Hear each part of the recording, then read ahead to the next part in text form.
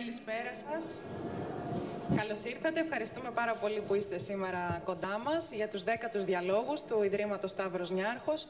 Είναι η μηνιαία μας συνήθεια για το τυπικό της υπόθεσης. Να πω δύο λόγια εκ μέρους του Ιδρύματος, που διοργανώνει την σειρά εκδηλώσεων Διάλογοι. Όπως ενδεχομένως ξέρετε όσοι μας έχετε παρακολουθήσει τον τελευταίο σχεδόν ένα χρόνο, είναι μια προσπάθεια που έχει ξεκινήσει από το Ίδρυμα. Το Ίδρυμα είναι ένας κοινοφελής οργανισμός που η δουλειά του είναι να πραγματοποιεί δωρεές σε μη κερδοσκοπικούς οργανισμούς σε όλο τον κόσμο. Η μεγαλύτερη δωρεά μας μέχρι σήμερα παραμένει η δημιουργία του χώρου στον οποίο βρισκόμαστε, το Κέντρο Πολιτισμού Ίδρυμα Σταύρος Νιάρχος.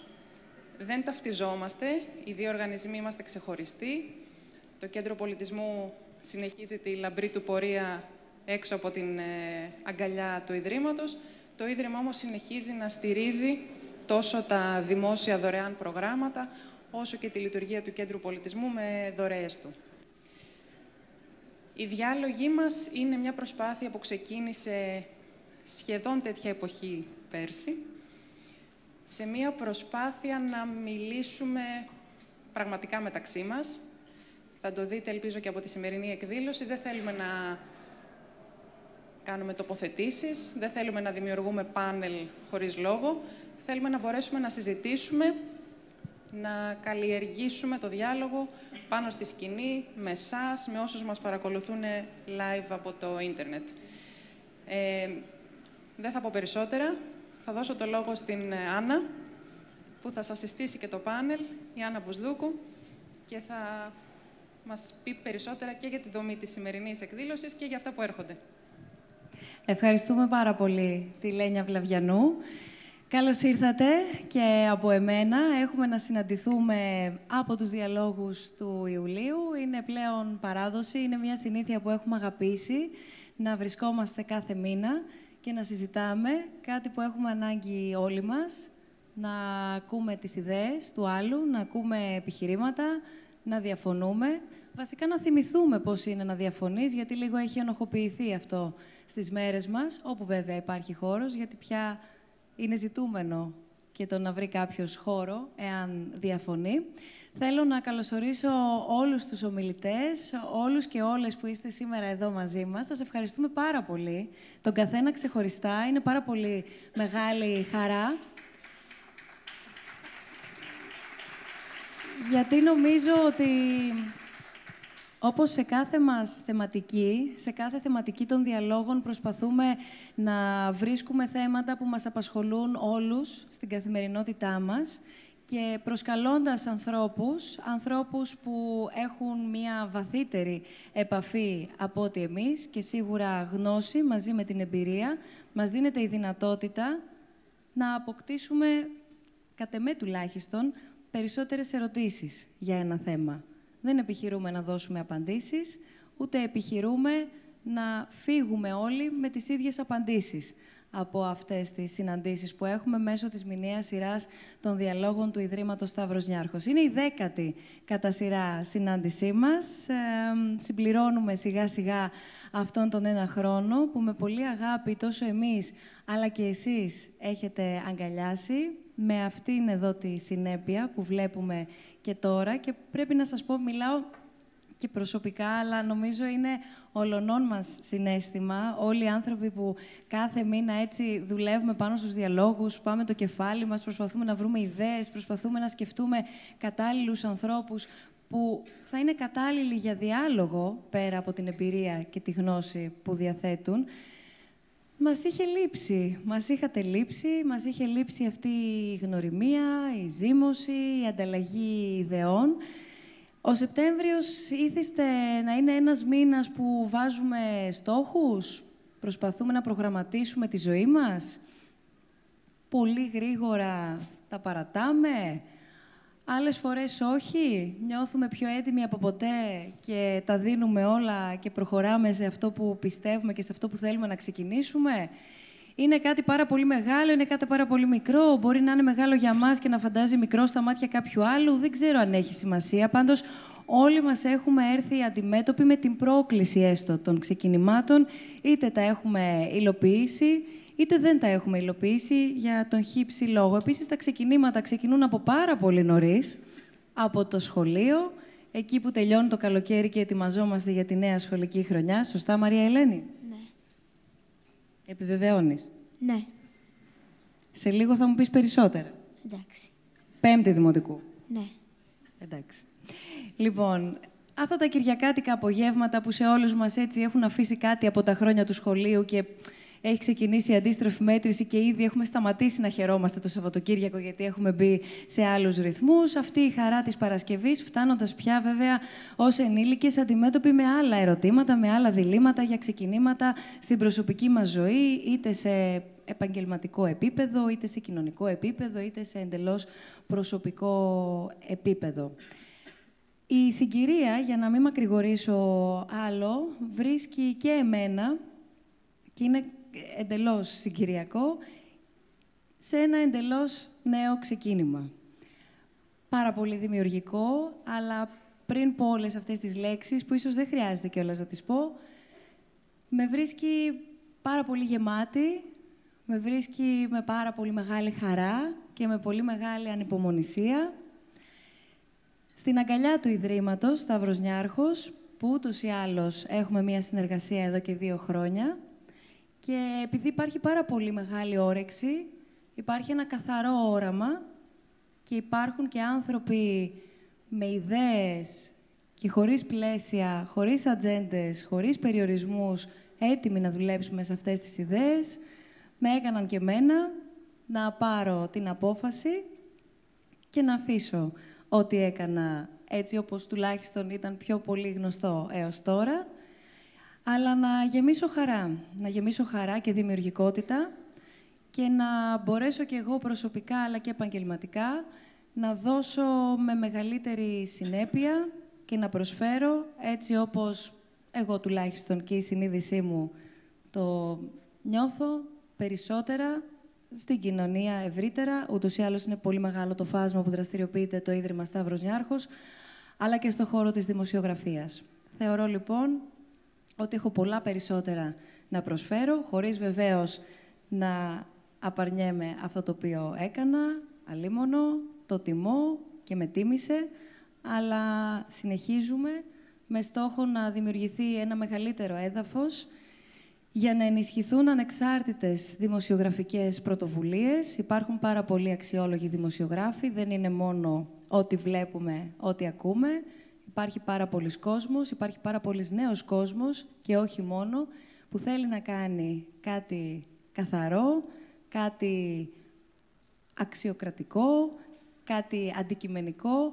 Οπότε επεξεργαζόμαστε και με πολύ γρήγορους ρυθμούς δουλεύουμε πάνω στη δημιουργία ενός οργανισμού μη κερδοσκοπικού χαρακτήρα, δεν θα υπάρχει κανένα κέρδος, έτσι ώστε να ενισχυθούν οι πρωτοβουλίες, έτσι ώστε να βρουν το δικό τους χώρο, όχι όπως έτσι όπως τον γνωρίζουμε μέχρι σήμερα, αλλά με έναν πολύ πιο ισότιμο και ισόποσο χώρο και τρόπο, δημοσιογράφοι που θέλουν να δοκιμαστούν, να πειραματιστούν, να μάθουν και να μάθουμε και εμείς μαζί τους. Στο άμεσο επόμενο διάστημα θα είμαστε σε θέση να μοιραστούμε μαζί σας και μαζί με όλο τον κόσμο, δημοσίως εννοώ, πολύ περισσότερες λεπτομέρειες. Με πολύ μεγάλη χαρά, λοιπόν, ξεκινάμε όλοι τα ξεκινήματά μας.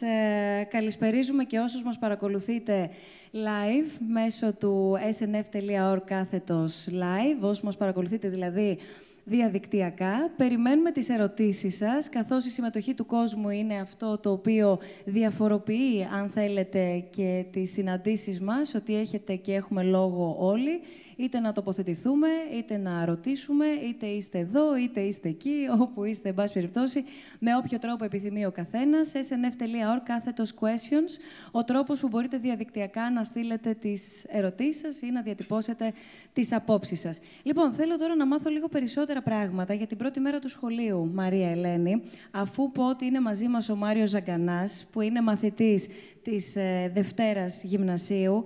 Είναι η Φωτεινή Πατζιά μαζί μας. Η Φωτεινή θα μοιραστεί ένα πολύ ιδιαίτερο ταξίδι, το οποίο, όπως πολλές φορές και κατηδίαν μου έχει πει, αυτό το ξεκίνημα το οποίο θα μοιραστώ μαζί σας είχε πάρα πολλά ξεκινήματα κατά τη διάρκεια του. Ένα ταξίδι, λοιπόν, μεταφορικά, αλλά και κυριολεκτικά, το οποίο την οδήγησε ως την Αιθιοπία και επιστρέφοντας μαζί της, δεν ήταν μόνη της, ήταν ο Αμπάντου Άγγελος και θέλω να τον γνωρίσουμε, γνωρίζοντας όλη αυτή την ιστορία. Η Φωτεινή, ωστόσο, πέρα από το ξεκίνημα του γονέα δηλαδή και μαζί με αυτό το ξεκίνημα το δικό της και η ζωή ενός ακόμα ανθρώπου, ενός παιδιού, η Φωτεινή τόλμησε να κάνει το όνειρό της πραγματικότητα την περίοδο που η Αθήνα καιγόταν και να κάνει αυτό που οραματιζόταν, να το τολμήσει, να το προτείνει και να το πετύχει στην καρδιά του κέντρου της Αθήνας, στο Σύνταγμα, όταν όχι μόνο όλοι εμείς ή οι περισσότεροι αποφεύγαμε το κέντρο της Αθήνας,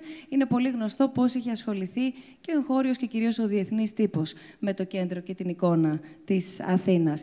Είναι μαζί μας ο Ανδρέας Παπαχρήστου. Ο Ανδρέας Παπαχρήστου και ο Γιάννης Παπαθεοδόρου, που θα ακούσουμε σε λίγο, έχουν έρθει από τη Βόρεια Εύβοια ως εδώ σήμερα και σας ευχαριστούμε πάρα πολύ, διότι αποφάσισαν να αφήσουν τον τρόπο ζωής από την πόλη, έτσι όπως οι περισσότεροι εξ ημών γνωρίζουμε, και πάρα πολύ οργανωμένα και με απόλυτη συνέπεια, νομίζω θα το διαπιστώσετε και εσείς ακούγοντάς τους να περιγράφουν τι είναι αυτό που κάνουν, επιχείρησαν να ανακαλύψουν, παραμένοντας πιστοί και με σεβασμό αντιμετωπίζοντας τη φύση στον τρόπο ζωής τους, έτσι όπως τον διαμόρφωσαν στην Ύπαιθρο πια. Οπότε έχουμε να γνωρίσουμε ένα εντελώς νέο ξεκίνημα σε όλους τους τομείς πια, όπως το αντιλαμβάνομαι και εγώ και από όσο έχουμε συνομιλήσει Ανδρέα και Γιάννη, με ένα μοντέλο το οποίο έπρεπε και εσείς οι ίδιοι να εκπονήσετε, δεν υπήρχε προηγούμενο.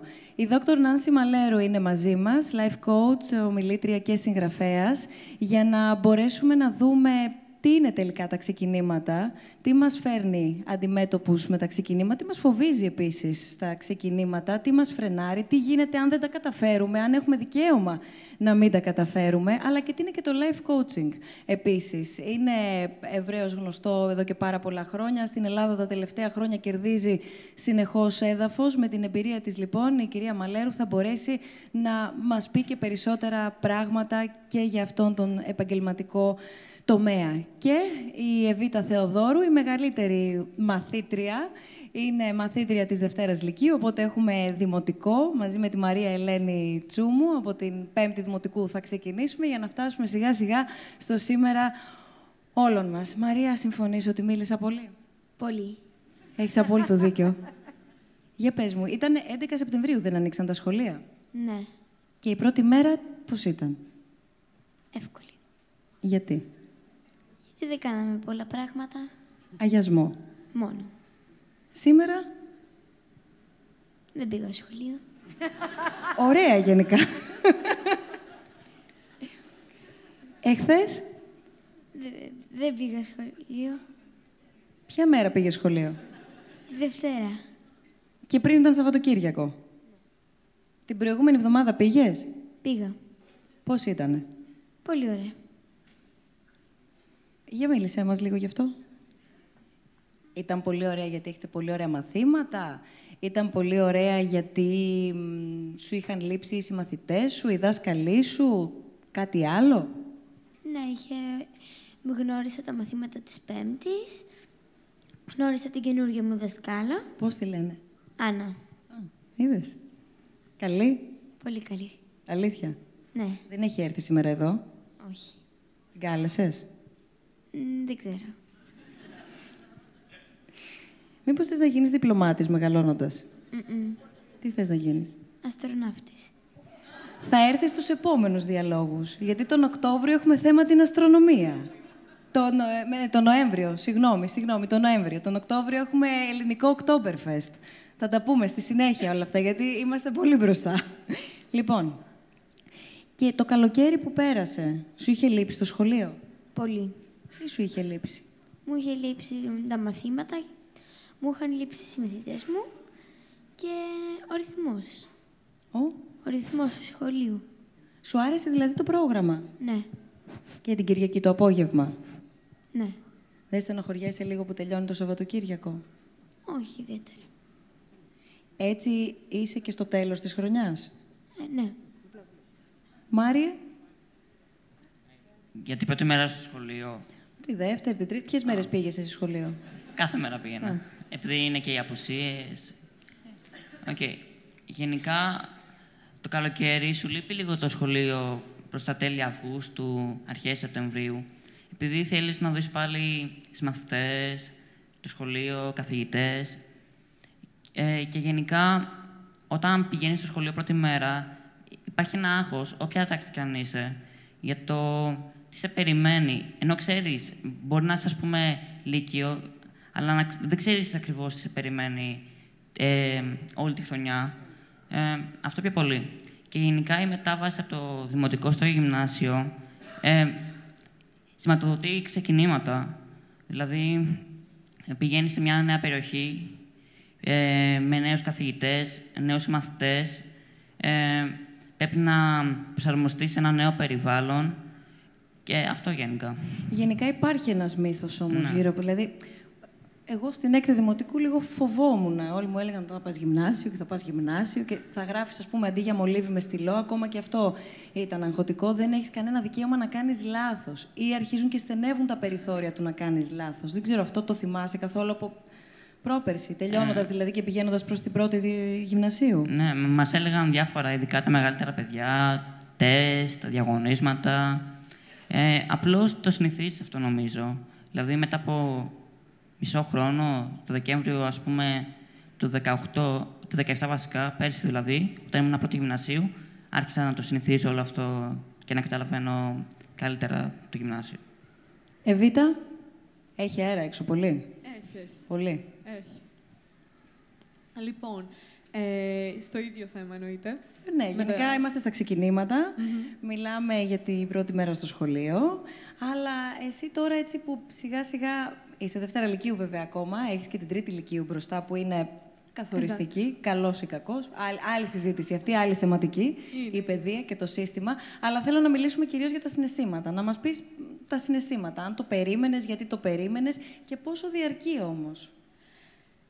Κοιτάξτε, εγώ φέτος ξεκίνησα ένα καινούριο πρόγραμμα, το οποίο είναι διεθνές και εφόσον μου δόθηκε η ευκαιρία να το κάνω, αποφάσισα να πάρω αυτή την απόφαση, ελπίζοντας ότι το αποτέλεσμα θα είναι καλό και από ό,τι βλέπω μέχρι στιγμής το αποτέλεσμα είναι καλό και η σωστή ήταν η απόφαση που πήρα.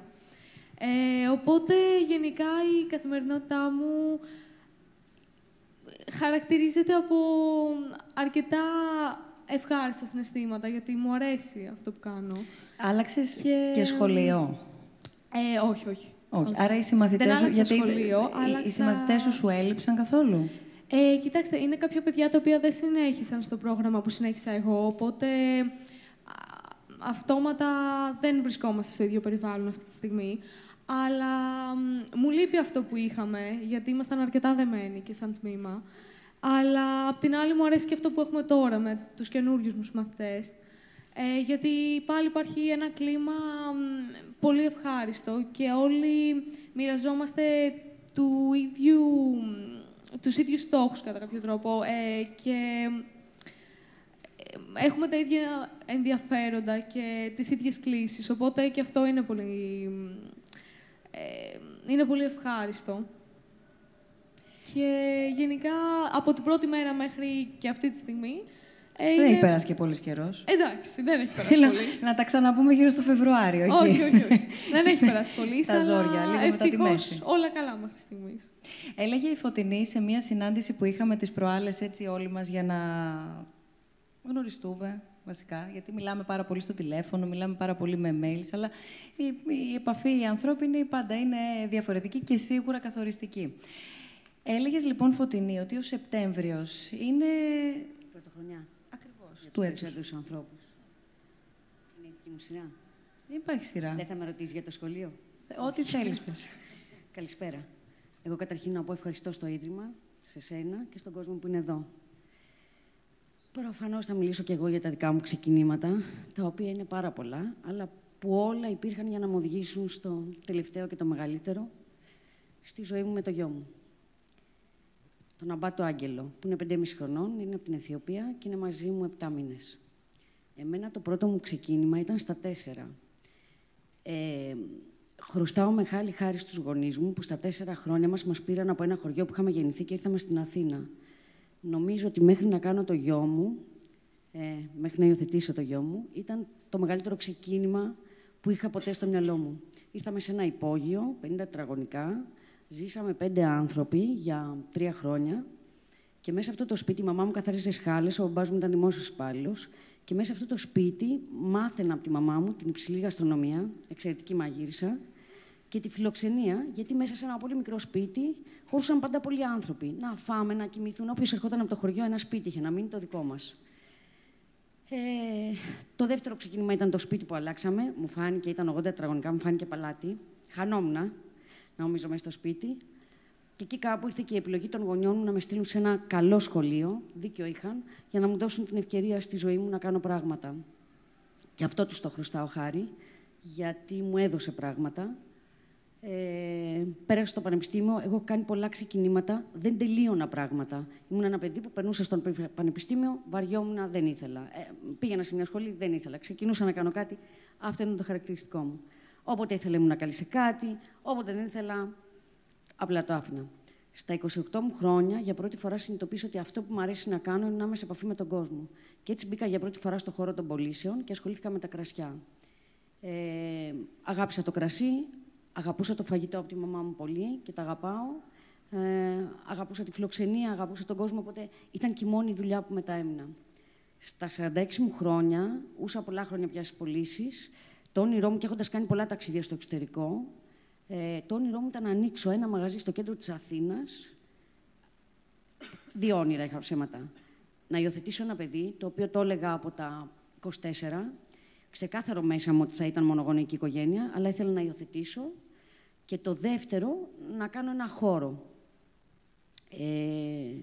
Στα 46 μου χρόνια, λοιπόν, συναντώντας ένα χώρο που τον ερωτεύτηκα, αποφάσισα ότι εγώ εδώ είμαι και θα ανοίξω το μαγαζί των ονείρων μου. Άνοιξα τον By the Glass, πραγματικά και εγώ ήταν το κέντρο.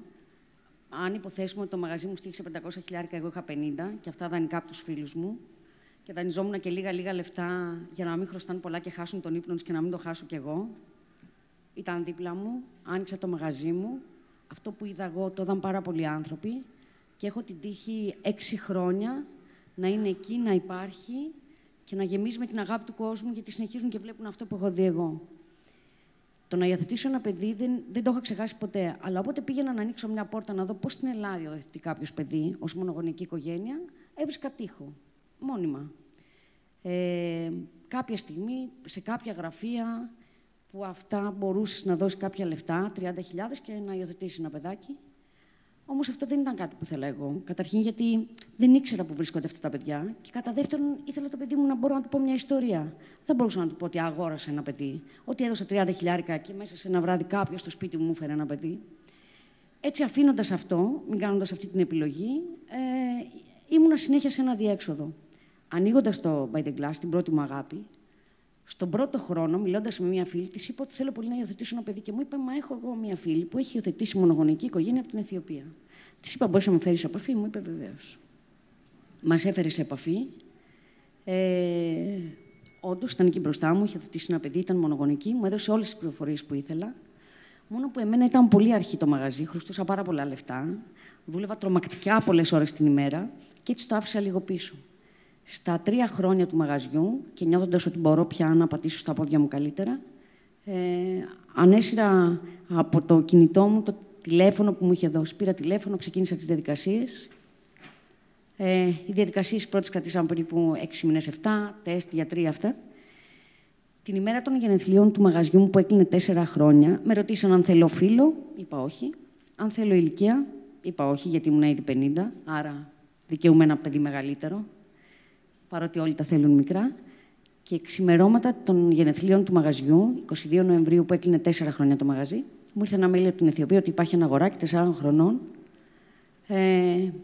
που είναι έτοιμα τα χαρτιά του και αν ενδιαφέρομαι τον υιοθετήσω. Ήταν ψέματα ότι είναι έτοιμα τα χαρτιά του. Μου το είπαν γιατί ήταν μεγάλο το παιδί και κανείς δεν υιοθετεί μεγάλα παιδιά. Όμως τώρα, 2 χρόνια μετά, 3, τους χρωστάω χάρη για αυτό το ψέμα. Η αλήθεια είναι. Θα ήθελα ακόμη και αν γίνει να μου το ξαναπούν. Απάντησα την ίδια μέρα ότι προφανώς με αφορά. Έγινε το matching. Την επόμενη μέρα μου στείλαν τη φωτογραφία. Μια φωτογραφία πολύ μικρή. Δεν αναγνώριζες. Και μία εβδομάδα μετά ταξίδευα να πάω να τον συναντήσω. Προφανώς δεν θα ξεχάσω ποτέ την είσοδό μου στο ορφανοτροφείο. Προφανώς δεν θα ξεχάσω ποτέ τα παιδιά που είδα εκεί μέσα. Προφανώς δεν θα ξεχάσω ποτέ ότι δεν τον αναγνώρισα. Το μητρικό инστινκτό δεν έπαιξε κανένα ρόλο. Μου τον δείξαν για να τον αναγνωρίσω. Ξεκινήσαμε λοιπόν, έμεινα μία εβδομάδα.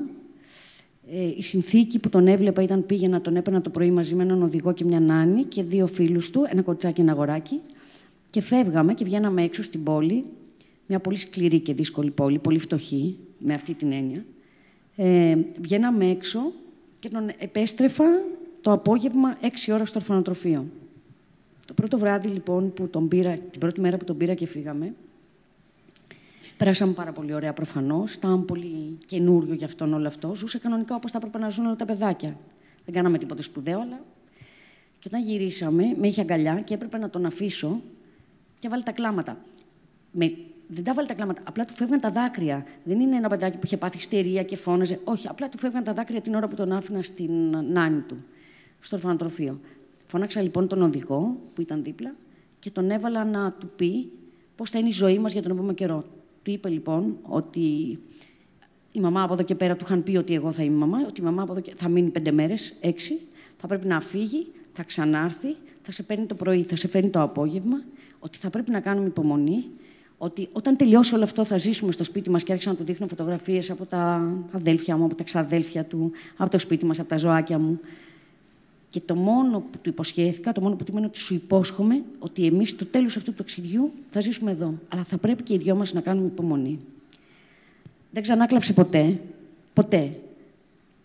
Από εκείνο το βράδυ μου επέτρεπε, γιατί μόνο έτσι μπορούσα να πάω και να έρχομαι. Είναι το πιο δύσκολο πράγμα, να πρέπει να τον αφήνεις και να γυρνάς. Χρειάστηκε να πάω 4 φορές. Σε αυτή όλη τη διαδρομή, κάποια στιγμή τα πράγματα γίνανε πολύ δύσκολα, γιατί δεν είχα καμία επαφή μαζί του, γιατί οι Αιθίωπες σταματήσαν τις υιοθεσίες. Με τα παιδιά τα δικά μας που είχαμε κάνει matching, δεν γνωρίζαμε καθόλου τι πρέπει να γίνει, τι θα γίνει τελικά. Τον αλλάξαν ορφανοτροφείο, δεν είχα καμία επαφή. Το Γενάρη που μας πέρασε, ήταν πολύ δύσκολη περίοδος. Πάντα ήξερα όμως ότι θα έρθει. Το είχα υποσχεθεί εξάλλου. Το Γενάρη λοιπόν που μας πέρασε, πήρα ένα mail.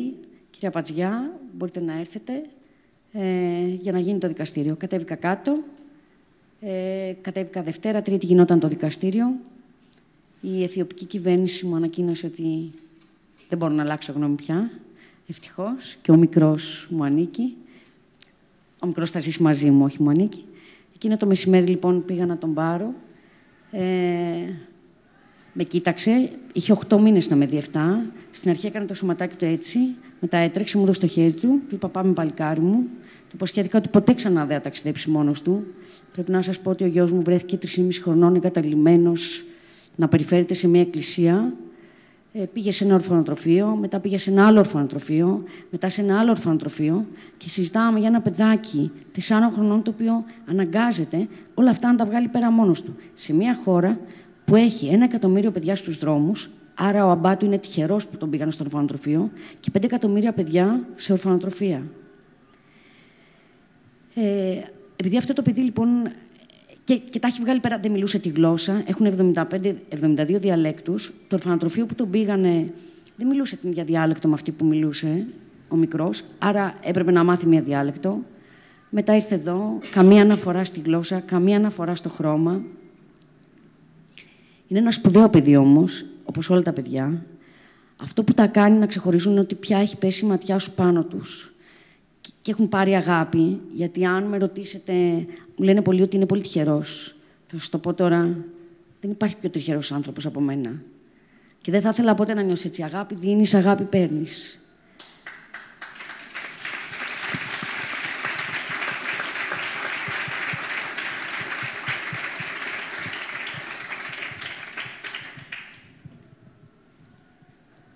Θα του χρωστάω πάντα χάρη που υπάρχει.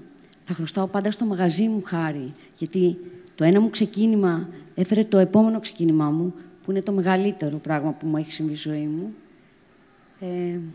Αυτά. Είναι σπουδαίο πράγμα τα ξεκινήματα.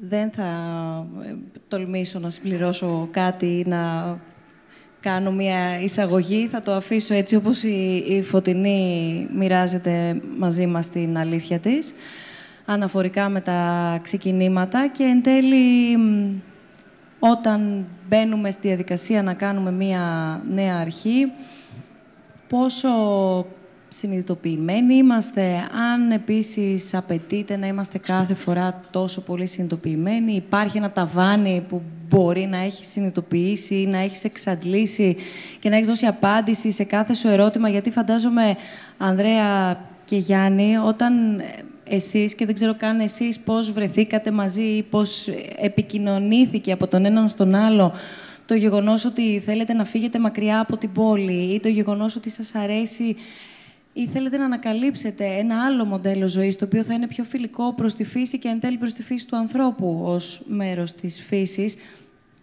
Ποιο είναι εκείνο το σημείο, και μέσα από αυτό να μας γνωρίσετε και σε όσους ενδεχομένως να μην ξέρουν τι είναι οι σταγόνες, ποιοι είστε, ποιοι και ποιες είστε και ποια παιδιά επίσης υπάρχουν στις σταγόνες.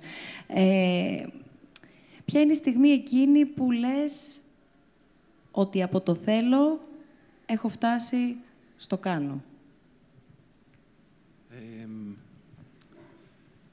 Ναι, για να κάνεις ένα ξεκίνημα και μία κίνηση τέτοια, όπως η δική μας, να αφήσουμε μία ζωή με την ασφάλειά της, με τα γνώριμα στοιχεία της, και να προχωρήσει προς μία κατεύθυνση η οποία είναι πολύ λιγότερο οργανωμένη έτσι, από ό,τι ενδεχομένως νομίζει ο κόσμος ή από ό,τι έχει παρουσιαστεί κάποιες φορές.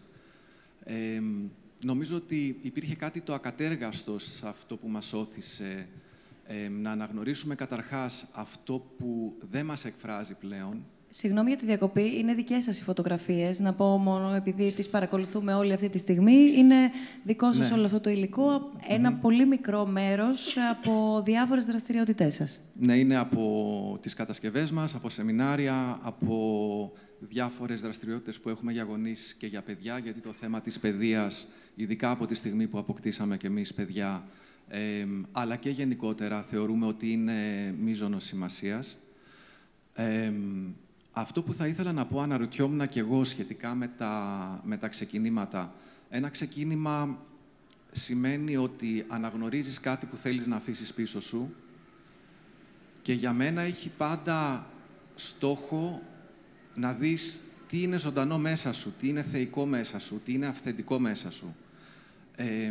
Και νομίζω ότι ζούμε σε κοινωνίες οι οποίες μας έχουν απομακρύνει πολύ από την έμφυτη ικανότητα που έχουμε να αναγνωρίζουμε αυτά τα πράγματα και μας έχει οδηγήσει σε ένα ρόλο και σε μια στάση ζωής που λίγο σκύβουμε το κεφάλι, αποδεχόμαστε πράγματα που ενώ αναγνωρίζουμε ότι μάλλον δεν είναι πολύ λογικά, ότι μάλλον δεν είναι πολύ, δεν θέλω να χρησιμοποιήσω τη λέξη ηθικά, αλλά ο κάθε άνθρωπος μέσα του όταν λέει, σκέφτεται, κάνει κάτι, νομίζω ότι έχει αυτό το εσωτερικό βαρόμετρο. Σιγά-σιγά το ξεχνάμε και χάνουμε αυτή τη δυνατότητα. Και μέσα από τον τρόπο της φυσικής δόμησης, μέσα από το γεγονός ότι καλλιεργούμε την τροφή μας, θεωρώ ότι σιγά-σιγά επανακτούμε τη δύναμή μας. Δηλαδή, ένας άνθρωπος που μπορεί να φτιάξει το σπίτι του και να καλλιεργήσει το φαγητό του, είναι ήδη πολύ λιγότερο ευάλωτος και πολύ περισσότερο ανεξάρτητος και αυτάρκης.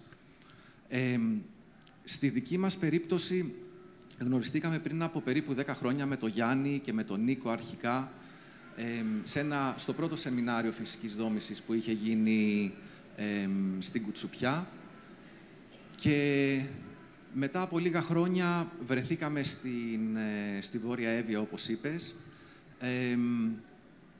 Προσωπικά και επειδή από μικρό παιδί θυμόμουν ότι έβλεπα τον κόσμο γύρω μου και μου έκανε πολύ μεγάλη εντύπωση το πόσο έχουμε διαμορφώσει τις κοινωνίες μας και το πόσο ανειλικρινείς είμαστε, το πόσο πρόθυμοι είμαστε να κατακρίνουμε κάποιον, να σταυρώσουμε κάποιον, το πόσο εύκολα εστιάζουμε στις ατέλειες ή στις ελλείψεις κάποιου άλλου, αντί να κοιτάξουμε λίγο μέσα μας και να συνειδητοποιήσουμε ότι οι ελλείψεις στις οποίες εστιάζουμε στον άλλον ουσιαστικά μας δείχνουν τι έχουμε να θεραπεύσουμε ή να κατανοήσουμε μέσα μας.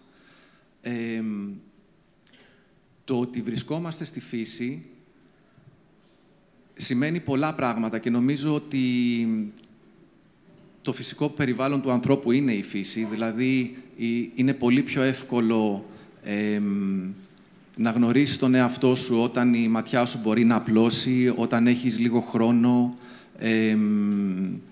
όταν δεν είναι τόσο δεδομένη η κάθε μέρα σου και τόσο προγραμματισμένη η κάθε μέρα σου, όταν δηλαδή κινείσαι μαζί με τις εποχές, μαζί με τον καιρό της κάθε μέρας. Και ενώ δεν ήταν μια εύκολη διαδικασία, δηλαδή όλοι μας είχαμε στις πόλεις μια αρκετά στρωμένη ζωή και από τη στιγμή που αποφασίσαμε να την εγκαταλείψουμε, βρεθήκαμε σε μια κατάσταση που συναντήσαμε αρκετές δυσκολίες. Δηλαδή, όταν πρώτο πήγαμε στο κτήμα με τη σύντροφό μου και το νεογέννητο παιδάκι μας, μέναμε σε ένα τροχόσπιτο, είχε πολύ βαρύ χειμώνα, παράλληλα χτίζαμε το αχυρόσπιτό μας. Ήταν μια κατάσταση όπου πολλά μέτωπα είχαν ανοίξει ταυτόχρονα και το καθένα ζητούσε το μερτικό του. Σκεφτήκατε ποτέ,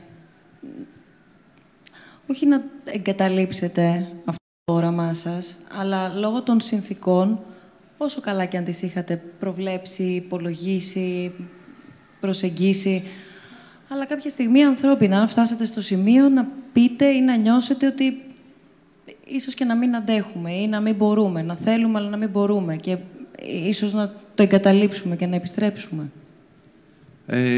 Νομίζω ότι δεν φτάσαμε ποτέ σε κάποιο σημείο τέτοιο και νομίζω ότι εκφράζω όλα τα παιδιά της γειτονιάς, της ομάδας. Γιάννη, δεν ξέρω αν και εσύ θέλεις να συμπληρώσεις κάτι σε αυτό. Κοιτάξτε, δεν ξέρω, ακούγεται. Βεβαίως. Όπως είπατε, κάθε ξεκίνημα είναι ένα δύσκολο πράγμα. Είναι κάτι το οποίο σε φέρνει μπροστά σε πολλά εμπόδια, τα οποία κατά κύριο λόγο δεν τα έχεις σκεφτεί πριν. Είναι πράγματα τα οποία απλά φτάνουν μπροστά σου και καλείσαι να τα διαχειριστείς. Νομίζω, τουλάχιστον για μένα, το μεγαλύτερο πρόβλημα μέχρι τώρα είναι το καθαρά βιοποριστικό. Και τώρα που έχουμε αποκτήσει και παιδιά, το μεγαλύτερο θέμα συζήτησης μεταξύ μας είναι η παιδεία. Δηλαδή, τα παιδιά μας σε τι σχολεία θα πάνε, τι θα δουν εκεί, όπου μπορείτε να φανταστείτε ότι εμείς, όντως άνθρωποι της πόλης, αλεξιπτωτιστές σε μια επαρχιακή, στην Ύπαιθρο τέλος πάντων, σε ένα μικρό χωριό, έχουμε και τις απόψεις μας λίγο διαφορετικές από ό,τι έχουν οι άνθρωποι του περίγυρου. Οπότε όλα αυτά δημιουργούν δυσκολίες, πιστεύω, για μένα τουλάχιστον η μεγαλύτερη δυσκολία είναι στο κομμάτι της παιδείας, στην παρούσα φάση και του βιοπορισμού, όπου αναγκάζεσαι να κάνεις πάρα πολλά και διαφορετικά πράγματα προκειμένου να μπορείς να είσαι εκεί και να στηρίζεις αυτό το όραμά σου.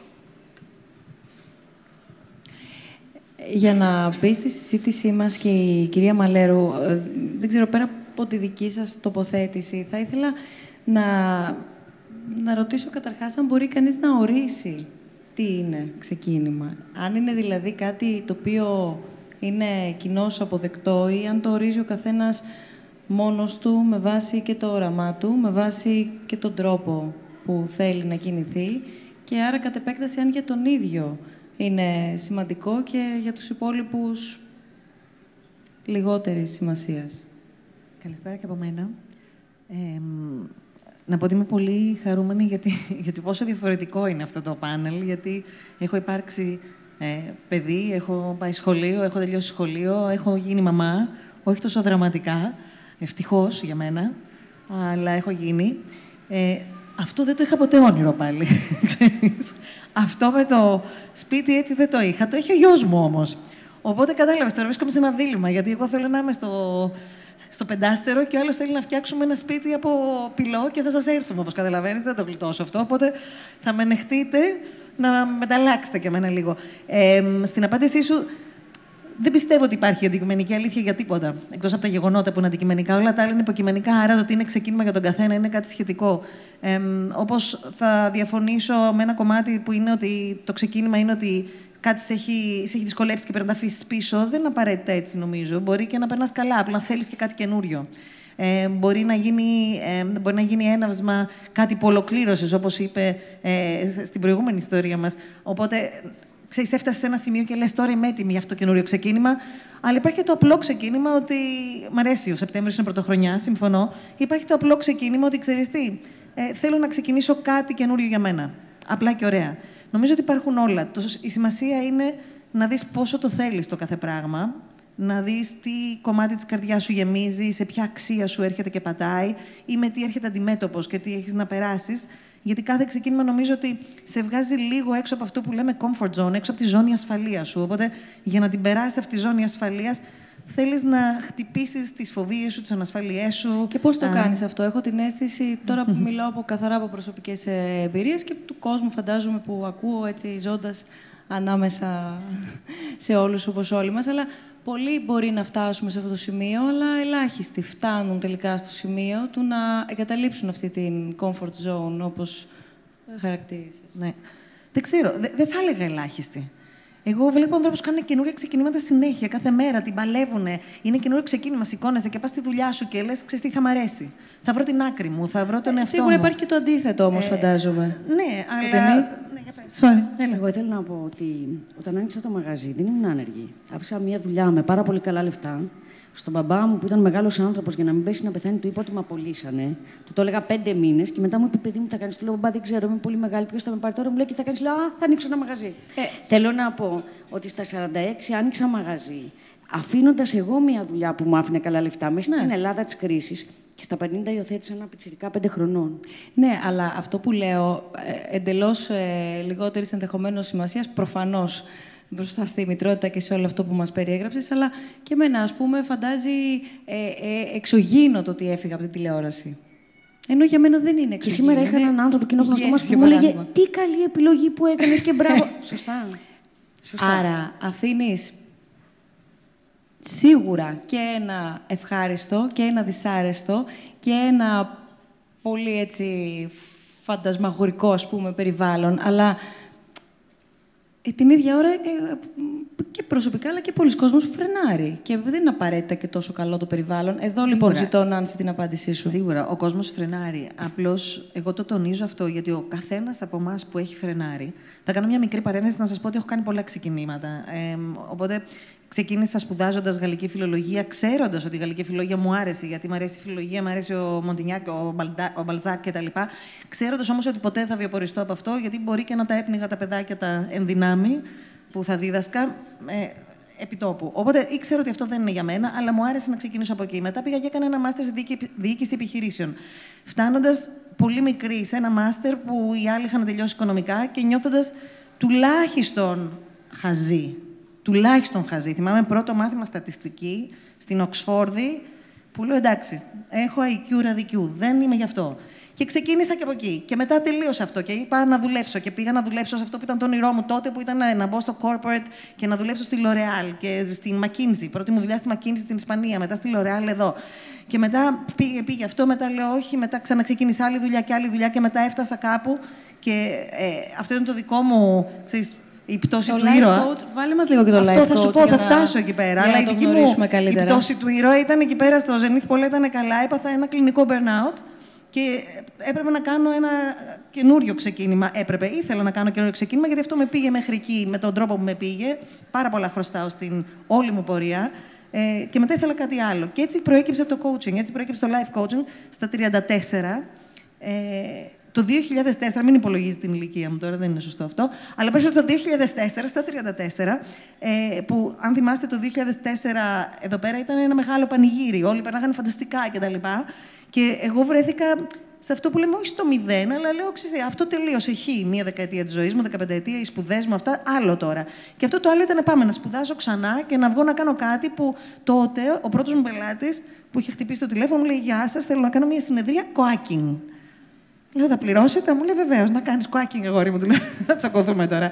Ήταν μια αρχή και άλλη αρχή. Ήταν αρχή να ξεκινήσω την επιχείρηση που έχω τώρα και να δουλεύω με στελέχη εταιριών. Τι ακριβώς κάνει, μπορεί να μην γνωρίζουν όλοι. Α, ναι, συγγνώμη. Το coaching, λοιπόν, κατά κόσμο, coaching, στα ελληνικά μετάφραση coaching.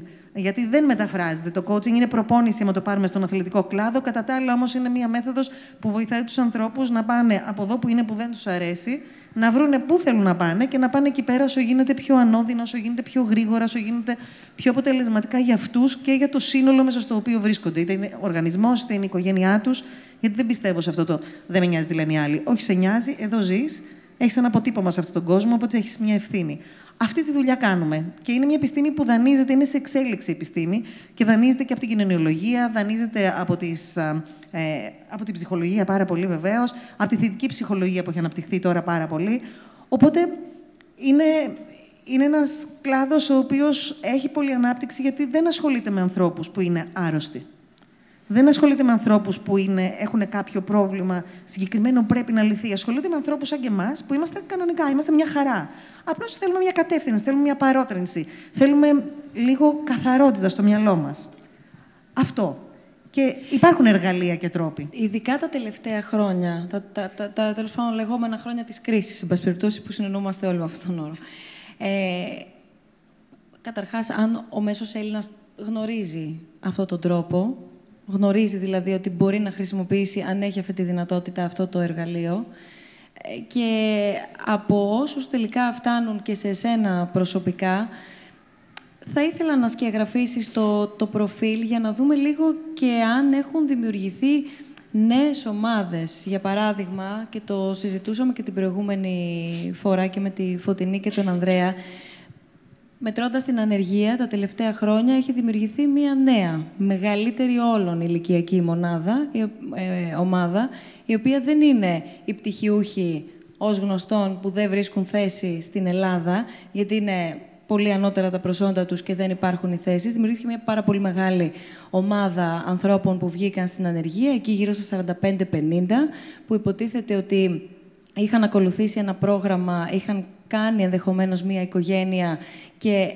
κλήθηκαν προσωπικά, οικογενειακά, αλλά κοινωνικά, να αντέξουν, να σταθούν και κάπου μέσα τους να μην τσαλακωθούν και ταυτόχρονα όμως να βρουν έναν τρόπο ενδεχομένως να αλλάξουν και δουλειά σε μια χώρα που δεν έχει καν το reskilling, ας πούμε, στους επαγγελματίες για τη βελτίωση των ήδη υπαρχουσών γνώσεών τους. Οπότε, ξαφνικά κλήθηκε μια πολύ μεγάλη ομάδα να αλλάξει ένα μεγάλο κομμάτι της καθημερινότητας. Κοίταξε, με ρώτησες πριν και τι κάνουν όλοι αυτοί, πώς ξεπερνάς αυτό το σταματάω. Νομίζω ότι αυτό που μας σταματάει είναι ότι έχουμε μεγαλώσει έχοντας εγγυήσεις. Το μεγάλο καλό σε αυτή τη χώρα είναι η οικογένειά μας. Το μεγάλο καλό είναι, δεν ξέρω να πω, έχω ζήσει σε πολλές άλλες χώρες. Πραγματικά αυτό που έχουμε εδώ είναι η οικογένειά μας. Αυτό είναι, νομίζω, και το σημείο που μας σταματάει, γιατί η οικογένεια μας δίνει μια εγγύηση. Έχουμε μονίμως αυτό το net από κάτω. Ό,τι και να γίνει, ένα κεραμίδι στο έχουν οι γονείς σου. Και το δημόσιο. Ένα κεραμίδι και το δημόσιο, βέβαια. Δεν θέλω να μιλήσω δεν θέλω να μιλήσω για το δημόσιο. Θέλω να πάω πρώτα στην οικογένεια, θα συμφωνήσω μαζί σου. Αλλά ξεκινήσαμε πρώτα από εκεί, γιατί μεγαλώνεις πριν αντιληφθείς τι είναι το δημόσιο. Και οι γονείς είναι εκεί πολύ πιο έντονα. Και το λέω γιατί είμαι κι εγώ μια Ελληνίδα μάνα. Θα το πω αυτό, δεν ξέρω αν πρέπει να το πω με περηφάνεια, με λίγο ντροπή μέσα. Αλλά Ελληνίδα μάνα, πάρε ζακέτα κτλ. Και ξεκινάμε από εκεί και μεγαλώνουμε, νιώθω ότι πρέπει να έχουμε εγγυήσεις. Και μας μεγαλώνουν και καλά κάνουν, λέγοντας, παιδί μου, με τα δεδομένα που έχουν οι άνθρωποι, ότι ξέρεις τι, μάθε γράμματα για να μπορείς να ζήσεις μετά. Και μπαίνει στο μυαλό μας όλο αυτό. Μετά μεγαλώνουμε την ασφάλεια του πρέπει να κάποιος δεν και καλά πήρες πτυχίο, πρέπει κάποιος να σου βρει δουλειά. Σωστά. Και εγώ το ένα πράγμα που θεωρώ ότι με έχει σώσει είναι ότι επειδή είχα μπαμπά που ήταν ελεύθερος επαγγελματίας, δεν μου πέρασε αυτό το αίσθημα της απόλυτης ασφάλειας. Τα πράγματα ήταν ρευστά. Τα πράγματα ήταν κάτι για τα οποία έπρεπε να δουλέψεις. Τα πράγματα ήταν κάτι για τα οποία έπρεπε να μπορείς να επανεφεύρεις τον εαυτό σου. Κάνω πάρα πολλές ομιλίες για το μέλλον και μιλάω σε σχολεία πάρα πολύ και έρχομαι πάρα πολύ σε επαφή και με τη δικιά σου ηλικία και με πιο μικρά και με πιο μεγάλα. Έχω πελάτες που με ψάχνουν και λένε στη μαμά τους: «Μαμά, θέλω να με πάει στην κυρία Νάνση». Και έρχεται η δόλια μάνα, βέβαια, και μου λέει: «Μπορώ να σας δω εγώ μια ώρα πριν φέρω το 13χρονο». Λέω: «Βεβαίως». Και κάθομαι με τη μαμά να δει ότι, ότι μπορεί να συντονιστεί μαζί μου πρώτα ο γονιός, έτσι. Και αυτό που βλέπω σε όλες αυτές τις ομιλίες λοιπόν, που πάω να κάνω για το μέλλον είναι ότι ό,τι ξέρουμε σήμερα για την επόμενη δεκαετία είναι άκυρο. Δηλαδή, δεν θέλω να σας απογοητεύσω, θέλω να το πω ελπιδοφόρα. Αυτό που πρέπει να σπουδάσεις ένα πράγμα και αυτό πρέπει να πεθάνεις κάνοντας, είναι άκυρο και για μένα αυτό είναι πολύ ελπιδοφόρο. Θεωρώ ότι είναι μεγάλος κορσές. Σπούδασες γαλλική φιλολογία. Η μόνη σου επιλογή είναι να ακολουθήσεις αυτό. Άντε και άλλη μία. Έκανες ένα μάστερ κάπου διαφορετικά, άντε και άλλη μία. Και βλέπω παιδιά με panic attacks, γιατί σου λέει: «Έχω πάρει αυτό, αλλά τώρα δεν μου αρέσει αυτό και θέλω να κάνω. Μπορώ να το αλλάξω ή θα πάνε χαμένα».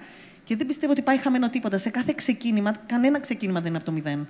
Δεν πιστεύω στο ξεκίνημα από το 0.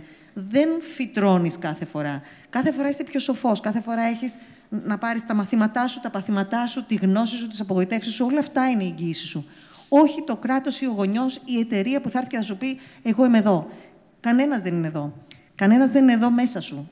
Αν εσύ δεν έχεις τις εγγυήσεις αυτές που είναι το ποιος είμαι εγώ, τι γνώσεις έχω, τι έχω αποκτήσει, τι αξίες έχω, αν εσύ δεν το έχεις αυτό, όλες οι υπόλοιπες εγγυήσεις θα σε αφήσουν κρεμάμενο. Οπότε νομίζω ότι αυτό είναι να κοιτάξεις εσύ μέσα σου και αυτό νομίζω είναι που μου άρεσε σε αυτό που κάνατε εσείς, που είπες ότι έχεις το χρόνο, γιατί έχουμε από μόνοι μας την ικανότητα της διαυγούς σκέψης, έχουμε την ικανότητα αυτοίασης, έχουμε ένα σωρό πράγματα που τα χάνουμε, γιατί περνάμε την ώρα μας να κάνουμε έτσι και να κοιτάμε, καταλαβαίνετε. Οι πιο μεγάλοι καταλαβαίνετε. Αυτό είναι τι κάνουν τα παιδιά. Εντάξει. Να αναλωνόμαστε σε κάτι το οποίο είναι εντελώς εικονικό και όχι να χτίζουμε χαρακτήρα. Ναι. Μάρια, κάποια στιγμή με κοίταξες περίεργα. Έχεις βαρεθεί, θέλεις κάπου να συμφωνήσεις, θες κάπου να διαφωνήσεις. Όχι, μέχρι στιγμής συμφωνώ σε όλα. Είπαμε πράγματα ο καθένας και τώρα πιστεύω ότι θα ξεκινήσουμε κανονικά. Ήδη έχουμε ξεκινήσει, απλώς... Ξεκινήσουμε σε λίγο. Όχι ακόμα. Πες, τι θέλεις να πεις, ποια είναι η σκέψη σου? Σκέφτομαι ότι όλοι έχετε πει για ξεκινήματα, π.χ. Γονιός, π.χ.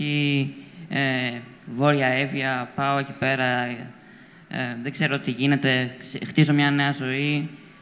Απλώς είναι και τα μικρά ξεκινήματα, που το είχαμε πει και την Τετάρτη, νομίζω, την προηγούμενη. Ήταν που είχαμε συναντηθεί κατηδίαν. Ναι. Προηγούμενη Τετάρτη, προηγούμενη Τρίτη. Τρίτη, ναι.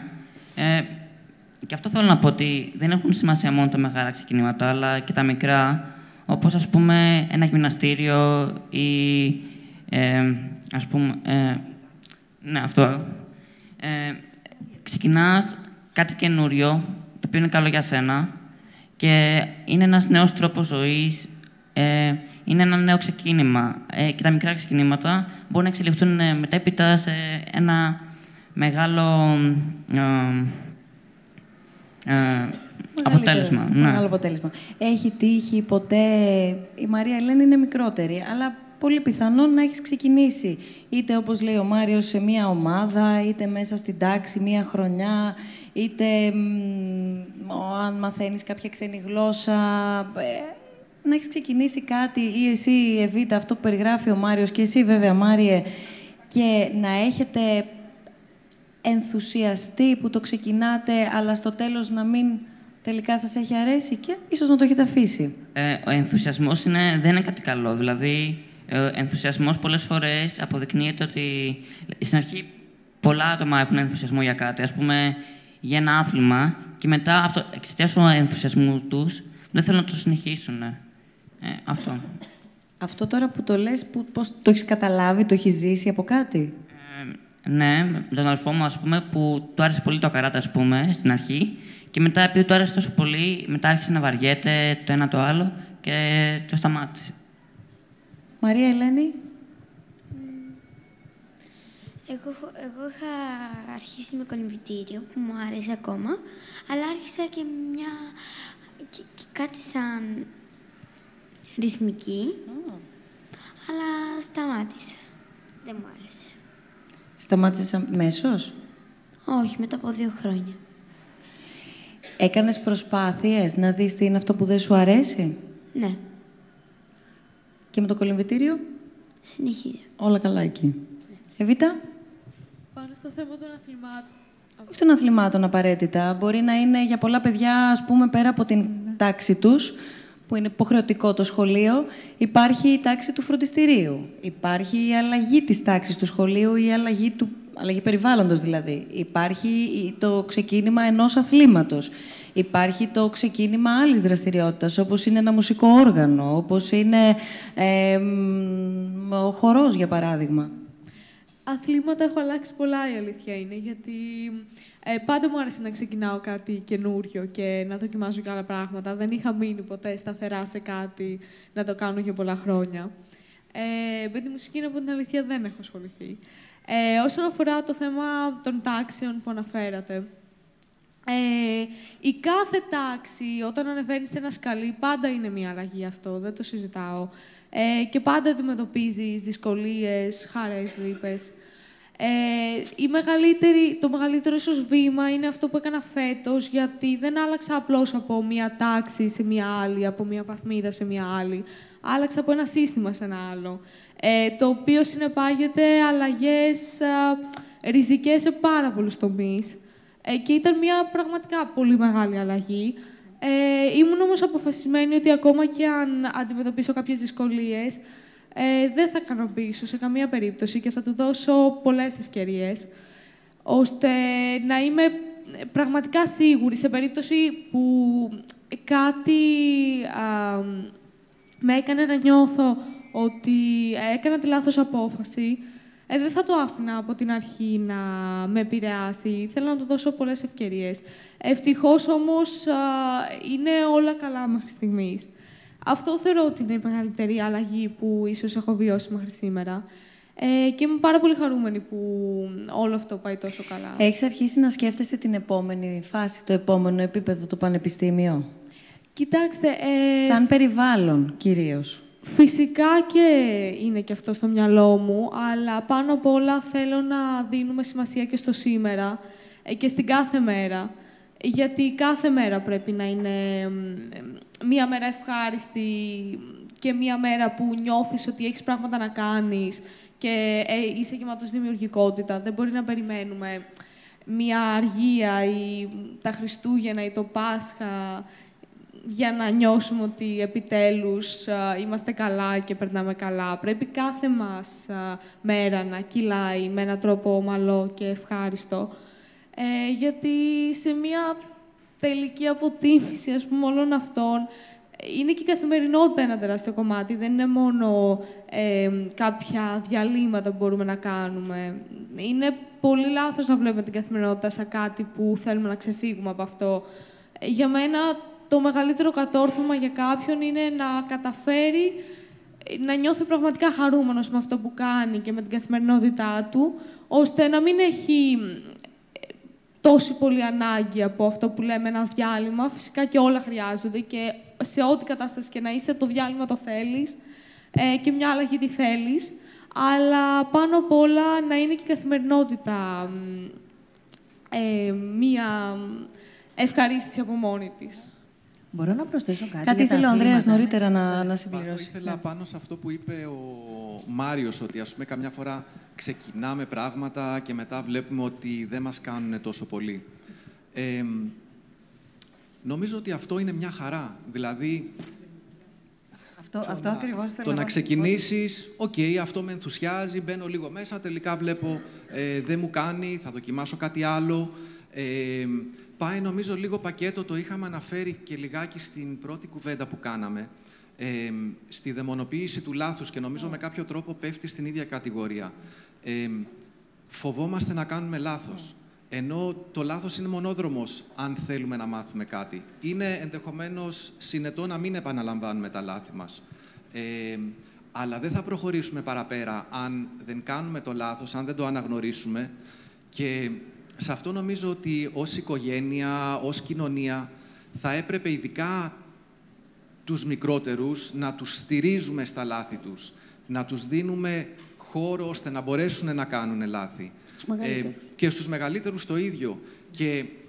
Και νομίζω ότι θα πρέπει κάθε στιγμή να είμαστε πάρα πολύ συνειδητοί όταν μιλάμε για την παιδεία ή όταν μιλάμε για την ανατροφή, για το ποιος είναι ο στόχος μας, ποιο είναι το κίνητρό μας. Θέλουμε, ας πούμε, ανθρώπους οι οποίοι έχουν συγκεντρώσει ένα συγκεκριμένο ποσό, ας πούμε, γνώσεων, ή θέλουμε ανθρώπους οι οποίοι είναι χαρούμενοι, οι οποίοι είναι ειλικρινείς, οι οποίοι είναι ευέλικτοι. Και νομίζω ότι αυτό από μόνο του αποτελεί ένα πολύ μεγάλο πεδίο κουβέντας, γιατί μπαίνουν πολλά πράγματα, μπαίνουν μέσα οι πολλές και διάφορες πεποιθήσεις, τις οποίες τις αναμασάμε χωρίς να τις κριτικάρουμε καθόλου. Και θυμάμαι, εγώ στο σχολείο πρόλαβα ποδιά και ξύλο. Δηλαδή θυμάμαι ακόμα το σκηνικό να απλώνω το χέρι μου και με ένα χάρακα 1 μέτρο και 1,5 επί 2, ας πούμε, ένας πύχης έτσι πολύ ωραίος, να τρώω ξύλο, ούτε θυμάμαι γιατί. Ίσως να είπα κάποια κουβέντα, πρώτη δημοτικού ήμουνα δηλαδή. Πώς είναι δυνατόν, ας πούμε, να χτυπάς ένα παιδί, είναι τραγικό.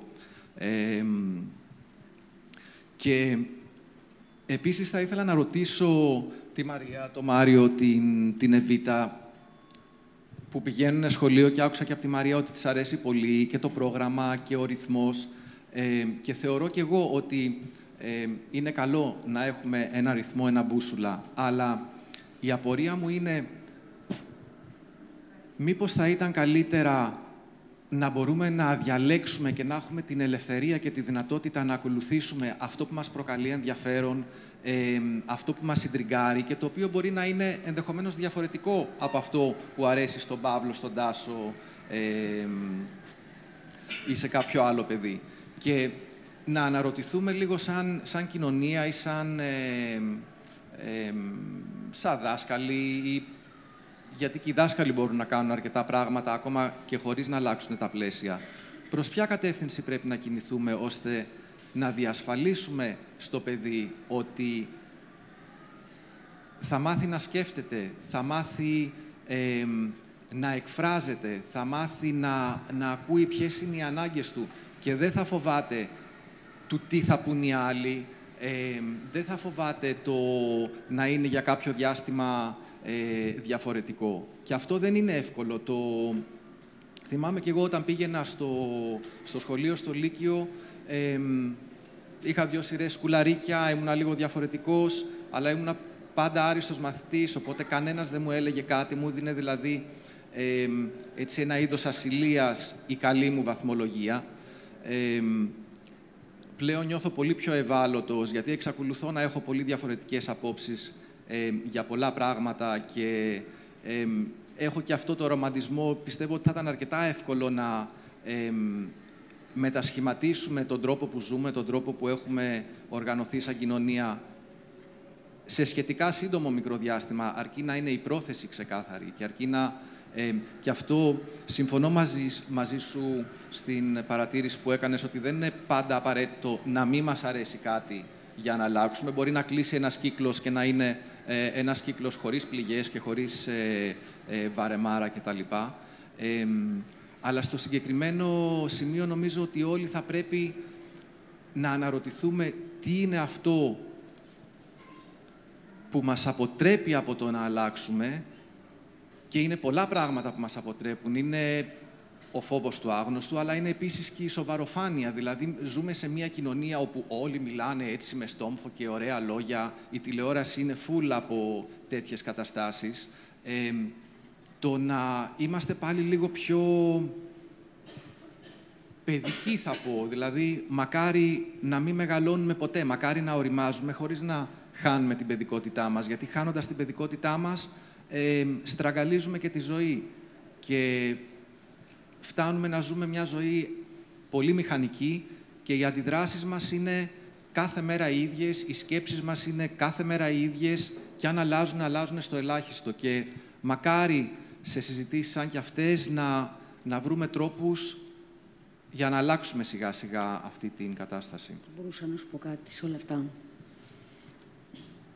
Εγώ έχω κάνει εκατοντάδες ξεκινήματα, δεκάδες στη ζωή μου. Αν θα έγραφα ένα βιβλίο, θα βάζα τη λέξη ξεκινήματα. Επίσης, δεν ήμουν ποτέ ένας άνθρωπος, και αν με κοιτάξει τώρα, που ήμουν ο μέσος όρος. Δεν ακολούθησα ποτέ την πεπατημένη. Ήμουν απουσιολόγος και αποφάσισα ότι δεν θα δώσω πανελλαδικές. Έδωσα την επόμενη χρονιά. Πέρασα στο πανεπιστήμιο, δεν το τελείωσα. Πήγαινα στις σχολές, τις άφηνα. Ήθελα τη μία δουλειά, πήγαινα στην άλλη. Σε όλο αυτό η αλήθεια είναι ότι είχα πάντα μια σπουδαία μαμά που αυτό που ήθελε να είμαι ευτυχισμένη και επίσης μου επέτρεπε και με έμαθε να είμαι δυνατή μες στη διαφορετικότητά μου. Εξάλλου, όταν μένεις σε ένα υπόγειο και πρέπει να πας σε ένα καλό σχολείο, πρέπει να είσαι πολύ δυνατός για να αντέξεις τη διαφορετικότητα, γιατί και από εκεί ξεκινάς με διαφορετικά πράγματα. Σε πολύ μεγάλη ηλικία, τα αδέρφια μου ήταν στρατιωτικοί και πήραν σύνταξη 42 και εγώ στα 46 έκανα καινούργια επιχείρηση, έκανα επιχείρηση μάλλον χωρίς να έχω και στα 50 έγινα μαμά. Όταν η ανιψιά μου παντρεύτηκε και είναι 30 χρονών. Άρα προφανώς δεν είμαι μέσος. Πρέπει όμως να ομολογήσω ότι όταν εμείς είμαστε σίγουροι για αυτό που είμαστε, για τον εαυτό μας, για αυτό που θέλουμε, εγώ δεν είχα το παραμικρό πρόβλημα ποτέ από κανέναν. Δεν ένιωσα ποτέ άσχημα, άβολα, υποχρεωμένη να απολογηθώ, να εξηγήσω. Και όλο αυτό νομίζω ότι κυρίως αυτό προσπαθώ να κάνω και στο γιο μου. Επειδή θα έχει και αυτό τη διαφορετικότητα πάνω του, ξεκινώντας από το χρώμα. Ας πούμε, τον φωνάζω μαύρη θύελλα ή μαύρο, γιατί ξέρω ότι θα βρεθεί ένας βλάκας όταν θα είναι 8 και θα τον πει μαύρο για να τον κάνει να νιώσει άσχημα.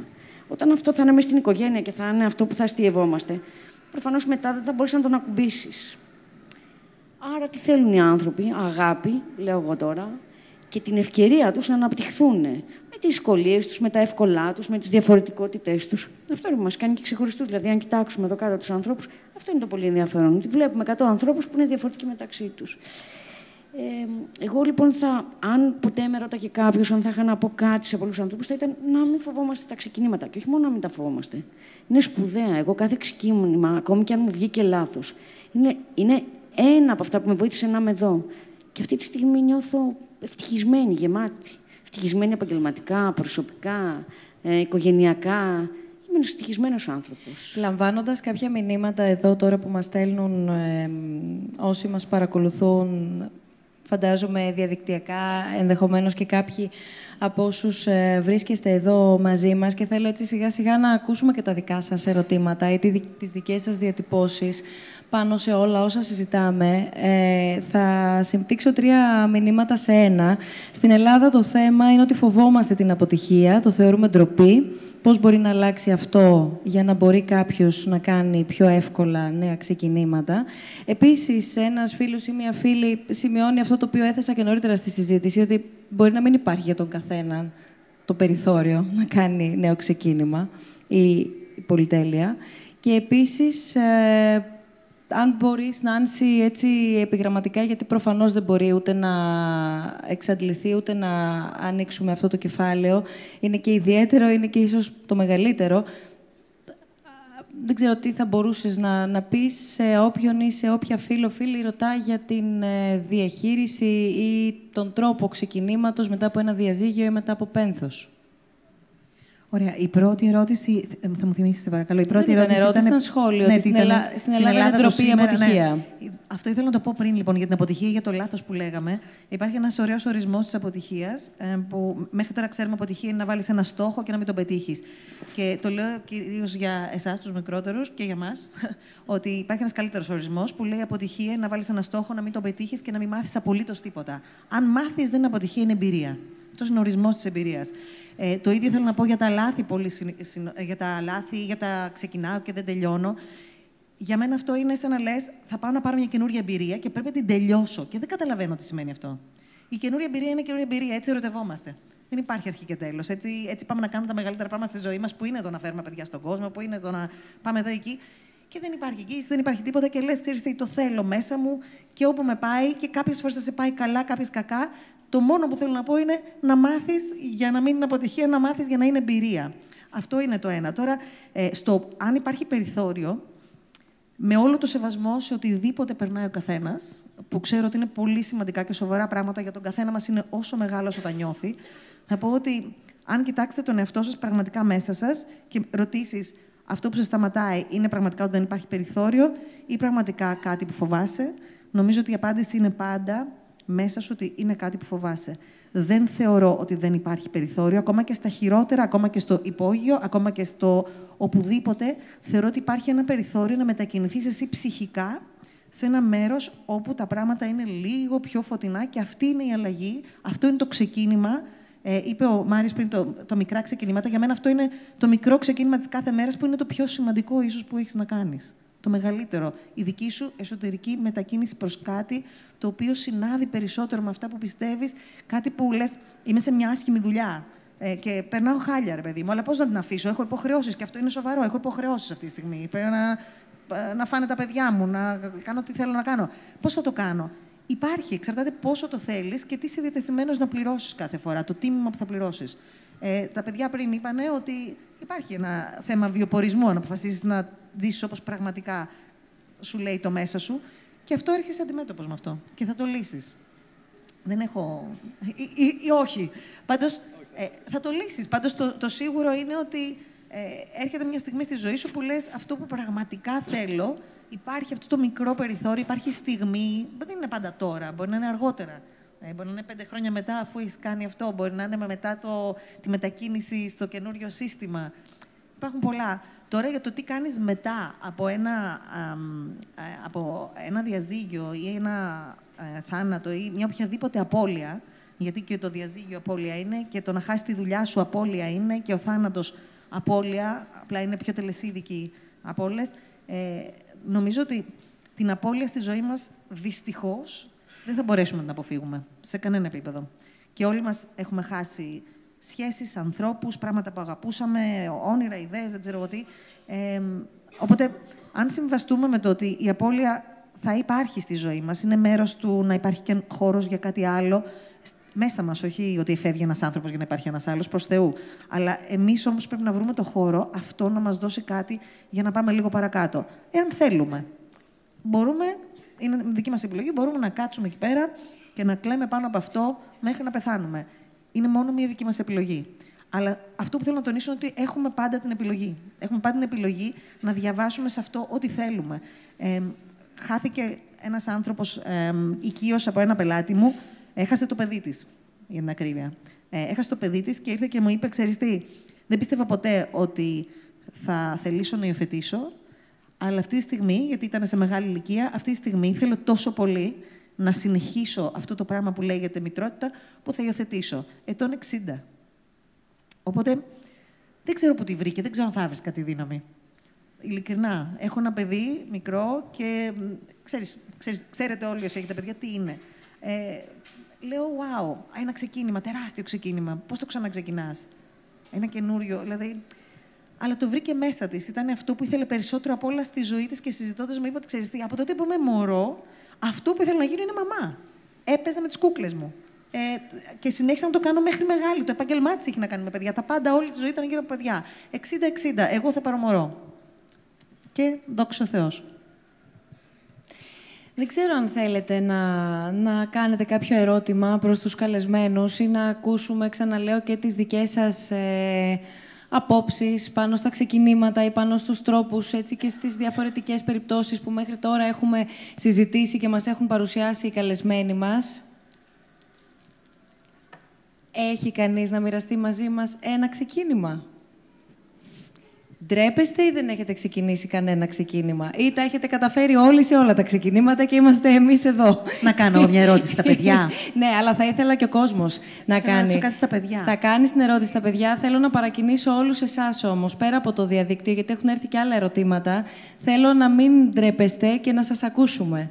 Να σηκώσετε το χέρι σας, να σας ακούσουμε, όπως κάνουμε κάθε φορά, όπως κάνουμε σε κάθε διαλόγους, και χωρίς εσάς διάλογοι δεν υπάρχουν. Οπότε θέλω να ακούσουμε, είτε αν συμφωνείτε ή διαφωνείτε ή αν θέλετε. Έχουμε εσείς, ναι, βεβαίως.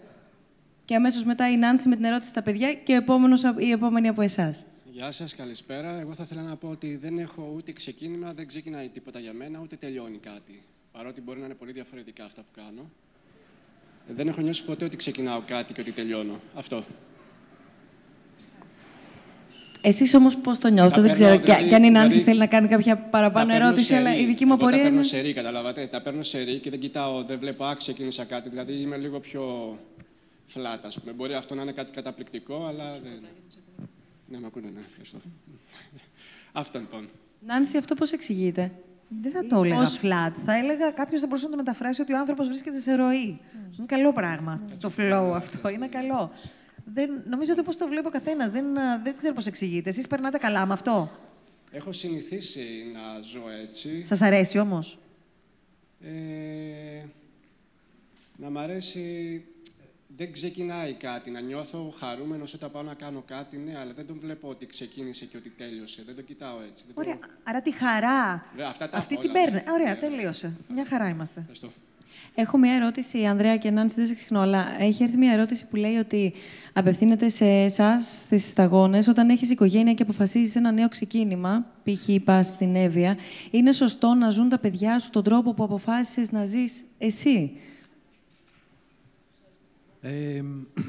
Είναι πολύ... Ευχαριστούμε για το ερώτημα αυτό, γιατί το έχουμε ρωτήσει και εμείς τους εαυτούς μας πάρα πολύ. Θα προσπαθήσω να το απαντήσω λίγο γενικά. Νομίζω ότι αυτό που περιγράφει το μήνυμα που μόλις έρθει συμβαίνει ούτως ή άλλως. Δηλαδή, έτσι πάνε τα πράγματα. Τώρα το ότι η δική μας απόφαση ξεφεύγει λίγο από την επικρατούσα είναι ένα άλλο θέμα. Πολύ σημαντικό, γιατί έχουμε πάρει διάφορες αποφάσεις και όσον αφορά τα παιδιά μας. Ας πούμε, το να γεννήσουμε με φυσικό τοκετό στο σπίτι. Ήταν πολύ περίεργο και ακόμα και από τον οικογενειακό μας κύκλο υπήρχε μια ανησυχία. Τι πράγματα είναι αυτά, όχι να πάτε στο νοσοκομείο και το ένα και το άλλο. Και σε όλα αυτά τα πράγματα, επειδή χάρηκα πριν πάρα πολύ που έλεγες ότι έτσι όπως μεγάλωσα έχω μια δύναμη και ποτέ δεν με ενδιέφερε τι θα πει ο ένας ή ο άλλος, έχω μια εσωτερική δύναμη, είμαι σίγουρος ότι και ο άγγελος θα του μεταλαμπαδιάσει στη δύναμη αυτή. Δηλαδή, θεωρώ πραγματικά ότι ο ένας διδάσκουμε τον άλλον αυτό που είμαστε. Δηλαδή, ένας άνθρωπος κατσούφης θα διδάσκει κατσουφιά, ένας άνθρωπος που αγαπάει θα διδάσκει αγάπη, ένας χαρούμενος άνθρωπος θα μοιράζει τη χαρά γύρω του. Οπότε, σαν απάντηση, ίσως, και ελπίζω να ικανοποιήσω αυτόν που ρώτησε, είναι ότι αυτό που μπορούμε να κάνουμε είναι να παίρνουμε τις αποφάσεις που αφορούν τη δική μας ζωή όσο πιο συνειδητά γίνεται. Και όταν λέω όσο πιο συνειδητά, αυτό σημαίνει να μην βασιστούμε αποκλειστικά στη λογική, ας πούμε. Ο ορθολογισμός έχει μια τάση,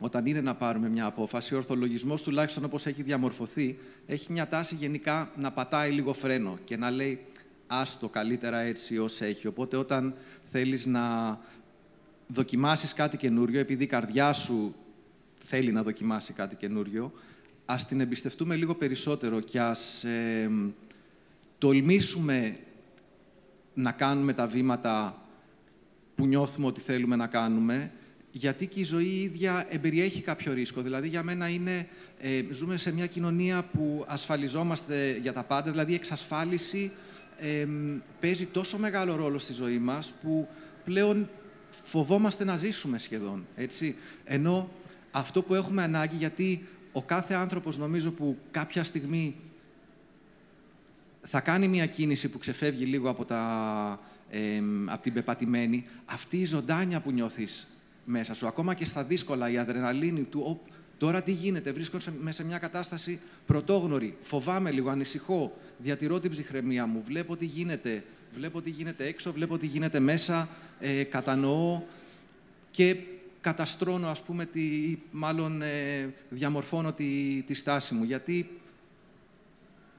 είμαστε όντα που χτίζουμε τους εαυτούς μας, τους χαρακτήρες μας, και μπορούμε να το κάνουμε ξανά και ξανά και ξανά, και αυτό είναι ένα τεράστιο δώρο. Κάθε μέρα πραγματικά μπορεί να είναι ένα καινούριο ξεκίνημα, ακόμα και όσον αφορά τον ίδιο μας τον εαυτό. Και αυτό καλό είναι να μην το ξεχνάμε ποτέ, γιατί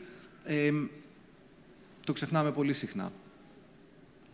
Νάνση, ήθελες να ρωτήσεις? Ναι, ήθελα να ρωτήσω και τους τρεις νεαρότερους συνομιλητές μας. Μάλλον, πώς φαντάζεστε ότι θα είναι η επαγγελματική σας ζωή? Φαντάζεστε ότι θα έχετε ένα επάγγελμα παραπάνω? Το έχετε σκεφτεί αυτό? Πώς θα εξελιχθεί για σας? Μαρία Ελένη. Έχω σκεφτεί ότι θέλω να κάνω πάνω από ένα επαγγέλματα. Δηλαδή? Γιατί βαριέμαι εύκολα. Μας είπες πριν για τον αστροναύτη. Ναι. Άλλα? Αστυνομικός. Αστυνομικός αστροναύτης. Δεν έχω σκεφτεί κάτι άλλο. Μάριε. Βασικά, είναι πολλά τα επαγγέλματα που σκέφτεσαι και στο τέλος αποφασίζεις ένα πράγμα να σπουδάσεις, μετά μπορεί να αποφασίσεις να σπουδάσεις και κάτι ακόμα. Εγώ μέχρι στιγμής έχω σκεφτεί πάρα πολλά πράγματα. Το πρώτο επάγγελμα που είχα σκεφτεί ήταν αστροναύτης. Μετά ήθελα να γίνω, πώς λέγεται αυτό, που μελετάνε τους δεινοσαύρους, παλαιοντολόγος. Μετά ήθελα να γίνω φυσικός. Και τώρα που είμαι ας πούμε πιο μεγάλος, σκέφτομαι να σπουδάσω διοίκηση επιχειρήσεων, να ασχοληθώ με επιχειρήσεις, το ένα το άλλο. Αυτό.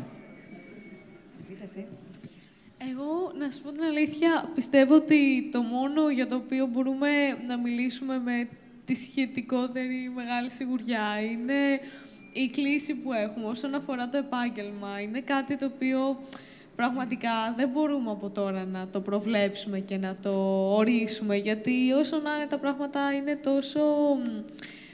τόσο ρευστά, τα δεδομένα αλλάζουν. Δηλαδή, αυτό για το οποίο μπορούμε να μιλάμε με σχετική σιγουριά είναι το πού κλείνουμε και τι είναι αυτό που μας αρέσει πιο πολύ σε σχέση με τα υπόλοιπα. Από εκεί και πέρα, νομίζω τα υπόλοιπα έρχονται στην πορεία. Ευχαριστώ. Εγώ ήθελα να κάνω αυτή την ερώτηση, γιατί επειδή ούτως ή άλλως θα κάνετε, έτσι λένε όλες οι έρευνες, παραπάνω από ένα επάγγελμα. Μ' αρέσει πάρα πολύ, γιατί στη δικιά μας την εποχή ρωτάγαμε και ήταν ένα. Δηλαδή, σου λέγανε, πήγαινε σπούδασα, τι θέλεις να γίνεις, μάλιστα αυτό, πήγαινε σπούδασα το και τελείωνε. Ενώ τώρα το βλέπεις αυτό και είναι πολύ αναζωογονητικό. Αυτό ευτυχώς έχει αλλάξει. Τι λες? Ειδικά στο δικό μας χώρο έχει αλλάξει πολύ. Θέλω να ακούσουμε ερωτήσεις. Θέλουμε να ακούσουμε εσάς. Θα κλείσουμε τότε με μια σκληρή ερώτηση. Πριν την κάνεις, θες να κάνουμε μια άσκηση? Θέλω να κάνω αυτή την ερώτηση, γιατί έχει έρθει εδώ και πολλή ώρα από κάποιον φίλο ή φίλη. Αν το παιδί είναι ένα ξεκίνημα που μπορεί να αποτύχει. Το δικό μου παιδί. Όχι, γενικά. Αν το ξεκίνημα... Πώς μπορεί να αποτύχει ένα ξεκίνημα? Η μόνη αποτυχία θα μπορούσε να είναι, αλλά τυχαία για το παιδί να συμβεί κάτι στο παιδί. Τι αποτυχία μπορεί να έχει ένα παιδί? Δηλαδή, ο γονιός. Να αποτύχει ο γονιός. Θα κάνει λάθη. Αλλά είναι δυνατόν εγώ τώρα μαθαίνω να με φαντάζομαι. Όλοι όσοι κάνουν παιδιά, αλλά και το παιδί τώρα μαθαίνουν. Να επανορίσουμε την αποτυχία. Νομίζω αν γυρίσουμε στον ορισμό της αποτυχίας, ότι θα κάνουμε λάθη. Θα μάθουμε. Που και να συμβεί κάτι δεν είναι αποτυχία. Είναι τρομακτικό. Σε αλλάζει. Δεν γίνεσαι ποτέ ίδιος άνθρωπος, φαντάζομαι εγώ. Αλλά δεν θα έλεγες ποτέ αποτυχία, αλλά λάθη. Προφανώς, εγώ του έχω ζητήσει ήδη 3 φορές συγγνώμη γιατί έχω κάνει λάθος. Φαντάζομαι και εύχομαι να του ζητήσω άλλες 50. Το ίδιο και αυτός. Άρα... Το ερώτημα, φαντάζομαι, είχε να κάνει με το αν μπορεί να νιώσει κάποια στιγμή κάποιος ότι έχει αποτύχει ως γονέας συνολικά στη ζωή του. Νομίζω ότι αν περιμένουμε τη δικαίωση από τα πράγματα που κάνουμε από το παιδί μας, όπως και για τους γονείς μας, νομίζω θα βρούμε πάντα κάτι λάθος. Η ερώτηση είναι πώς μπορεί να αποτύχει ένας γονιός. Ναι, μπορεί να αποτύχει, ξέρω εγώ. Να σκοτώσει το παιδί σου και να τον διώξεις. Η μαμά μου έλεγε, παιδί μου, άμα σκοτώσει κάποιον να μου πεις που είναι, να πάω να τον κρύψω. Αυτό είναι ο γονιός. Αγαπάει το παιδί του. Άρα πώς μπορείς να αποτύχεις αυτό, να το αγαπάς έτσι? Το μόνο πράγμα που μπορεί να περιέχει αποτυχία είναι μια αγάπη προς το παιδί. Και ίσως να αποτύχει με την έννοια ότι δεν του διασφάλισε το χώρο στο παιδί, ο γονιός στο παιδί δηλαδή, ώστε να αναπτυχθεί. Ότι του φόρεσε σε υπερβολικό βαθμό τα παπούτσια τα δικά του και ότι δεν το εμπιστεύτηκε. Δηλαδή, σκεφτόμουν ότι μία από τις φράσεις που πολλές φορές λέμε στα παιδιά και έχω ακούσει πολλές φορές να χρησιμοποιείται, «Άστο αυτό, δεν μπορείς». Και το πρόσεχε, ίσως είναι, καμιά φορά όντως πρέπει να προσέξεις κάποια πράγματα, αλλά το «δεν μπορείς» ακούγεται πολύ καταδικαστικό και αν το ακούς στη ζωή σου από μικρή ηλικία πάρα πολλές φορές, θα σχηματίσεις πιθανώς μία εντύπωση για τον εαυτό σου ότι εγώ δεν μπορώ. Και μου είχε κάνει πολύ εντύπωση, γιατί στη δικιά μας τη γενιά όντως υπήρχε το πήγαινε σχολείο και μετά θα σπουδάσεις και μετά θα δουλέψεις και όντως κάπως έτσι πήγαινε το πράγμα. Και κάποια στιγμή ας πούμε στην εποχή της κρίσης, ό,τι και αν σημαίνει αυτό, πίστευα ότι αυτό το παραμυθάκι τουλάχιστον είχε τελειώσει, ότι είχαν πέσει δηλαδή οι μάσκες τόσο πολύ, ώστε τουλάχιστον οι γονείς θα σταματήσουν να πιέζουν τα παιδιά τους ώστε να μπουν στο πανεπιστήμιο για να δουλέψουν μετά. Και μου έκανε εντύπωση γιατί ένα νέο παλικάρι, γιος φίλων, ο οποίος και αυτός έχει μεγαλώσει στη Βόρεια Εύβοια έτσι, σε αρκετά ελεύθερες συνθήκες, κάποια στιγμή αποφάσισε Δευτέρα ή Τρίτη Λυκείου να πάει στη Θεσσαλονίκη, στη γιαγιά του, και όταν γύρισε πίσω του λέω πώς ήτανε. Μου λέει, ρε εσύ, χάλια ήτανε, όλοι ασχολούντουσαν με τις πανελλαδικές και μου έκανε πραγματικά εντύπωση. Δηλαδή, ενώ είναι πλέον δεδομένο το ότι το χαρτί του πανεπιστημίου δεν θα σου προσφέρει μια δουλειά οπωσδήποτε ή κατά πάσα πιθανότητα δεν θα σου προσφέρει δουλειά, ήταν τόσο έντονη ακόμα, τόσο έντονα ριζωμένη η πεποίθηση, ναι, να πάει το παιδί να σπουδάσει, που δεν δίνει καν χώρο στις πολλές εναλλακτικές που μπορεί να υπάρχουν και που αν αρχίσουν να καλλιεργούνται από μικρότερες ηλικίες θα μπορούσαμε να έχουμε ευτυχισμένους ανθρώπους να δραστηριοποιούνται σε τομείς που τους αρέσουν, γιατί για μένα είναι πάρα πολύ σημαντικό αυτό που κάνεις να μην αναλώνεται στο βιοπορισμό. Θα πρέπει να σε γεμίζει νόημα, θα πρέπει να έχει κάποια προσφορά προς τον εαυτό σου, προς τους άλλους. Και αυτό είναι δύσκολο σε μια κοινωνία που πολλές από τις δουλειές που υπάρχουν κατά τη δική μου εκτίμηση δεν έχουν κάποιο ουσιαστικό αντίκρισμα. Δηλαδή το να δουλεύεις, ας πούμε, διαφημιστής και να προσπαθήσεις να πείθεις τον κόσμο να αγοράσει το τάδε ή το τάδε, που εσύ ενδεχομένως ξέρεις ότι και το ένα μάπα είναι και το άλλο μάπα είναι και καλύτερο να κάνανε οι άνθρωποι κάτι διαφορετικό. Νομίζω ότι αργά ή γρήγορα θα οδηγήσει σε μια κατάσταση που θα νιώσεις αυτό το μπούκομα. Και όταν νιώσεις αυτό το μπούκομα, εκεί πρέπει να σταθείς στο ύψος σου και να δεις τι μπορείς να κάνεις για να ξεμπουκώσεις. Να υπερασπιστώ 2 λεπτά τους διαφημιστές. Να μας κάνεις και την άσκηση όμως. Θα το κάνουν εύκολη η άσκηση. Ναι. Απλά προσπειράσεις. Όχι, δεν είναι. Το ξέρω πάρα πολύ. Γιατί ήταν ο πρώτερος έτοιμος βίος μου, ξέρεις. Και εγώ ήμουν ο πελάτης και είχα απέναντί μου αυτούς τους καημένους διαφημιστές, οι οποίοι ξημεροβραδιάζονται για να σου δώσουν την πρότασή τους. Δεν ξέρω, υπάρχουν κανένας από τη διαφήμιση εδώ πέρα? Όχι. Είναι στη δουλειά τους, σωστά. Είναι στη δουλειά τους οι άνθρωποι. Να πω ότι αυτό το μπούκομα ισχύει όταν χάσεις την αγάπη σου για τη δημιουργικότητα που μπορεί να σου παρέχει αυτό, όταν σε περιορίσουν πάρα πολύ. Αλλά ακόμα βλέπω παιδιά που θέλουν και ακόμα βλέπω και μεγάλους που είναι εκεί πέρα, γιατί ακόμα μεγάλοι άνθρωποι, μεγάλοι, θα κοιμάσαι τύπου 50 κάτι, που σου λένε όχι ρε παιδί μου, γουστάρω ακόμα. Γουστάρω. Και δεν είναι το γουστάρω, όπως το λέει έτσι, δεν είναι ότι του αρέσει ότι θα πουλήσει 5 μπουκαλάκια παραπάνω, αλλά του αρέσει το να μπορεί να μιλήσει γι' αυτό σαν κάτι άλλο. Γιατί δεν πουλάς το προϊόν, πουλάς την αίσθηση, πουλάς το συναίσθημα. Οπότε αυτή η επαφή είναι που τους κάνει. Μόλις χαθεί αυτή, εντάξει, ναι, εκεί πέρα μπουκώνει το σύστημα, θα συμφωνήσω. Αυτό που έλεγα εγώ είναι ότι αυτό το συναίσθημα που λες του κάνω κάτι, γουστάρω αυτό που κάνω, είναι ωραίο. Το περιεχόμενο που σου προκαλεί αυτή την άνθηση, αν θέλεις, να συνάδει, έτσι. Δηλαδή, το να πουλάς κοκακόλα, ας πούμε, για μένα είναι κάτι που καλύτερα να μην το έκανες. Δηλαδή, να πει, η Εβίτα θέλει. Ναι. Απλά θέλω να πω ότι ουσιαστικά ο κάθε άνθρωπος ορίζει ο ίδιος το τι γι' αυτόν είναι ευτυχία και επιτυχία και πραγματικά δεν μπορούμε να πούμε ότι κάτι είναι ανούσιο ή κάτι είναι ουσιώδες. Δηλαδή, το θέμα είναι ένας άνθρωπος με αυτό που κάνει να νιώθει καλά με τον εαυτό του και να νιώθει ότι έχει μια καλή καθημερινότητα. Από εκεί και πέρα, αυτό που σε κάποιον μπορεί να φαντάζει ουσιαστικό, σε κάποιον μπορεί να φαντάζει ανούσιο. Αντίστοιχα, κάτι ανούσιο για κάποιον μπορεί να είναι πολύ ουσιώδες για κάποιον άλλον. Δηλαδή, ο κάθε άνθρωπος έχει το δικαίωμα να επιλέγει στη ζωή του το πώς θέλει να ζήσει και τι θέλει να παράξει. με την προϋπόθεση. Κολαπτώμενη coach η Εβίτα. Έτσι. Της είπα, θα πάρω μαζί σπίτι φεύγοντας. Με την προϋπόθεση ότι ο άνθρωπος νιώθει καλά με αυτό.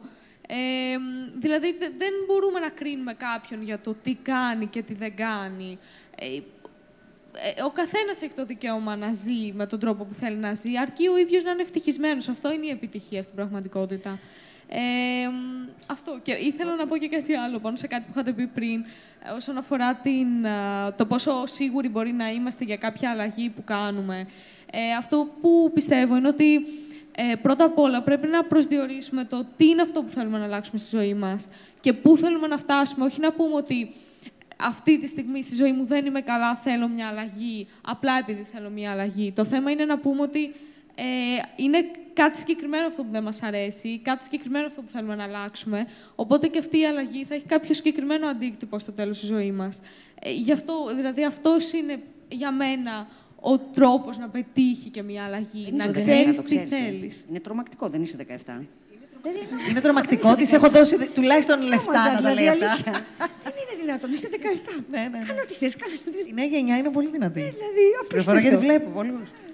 Εγώ η Νάνση θα πάρει μαζί της την Εγώ θα την πάρω μαζί φεύγοντας. Εγώ έχω ταυτιστεί πλήρως με το μικρό ξεκίνημα έναντι του μεγάλου και τι είναι με αυτό που έχει πει νωρίτερα ο Μάριος και εν πάση περιπτώσει ο καθένας μας ορίζει το δικό του ξεκίνημα και έχουμε το δικαίωμα και την αξία και εμείς να ορίσουμε αν είναι μεγαλύτερο ή μικρότερο το δικό μας ξεκίνημα.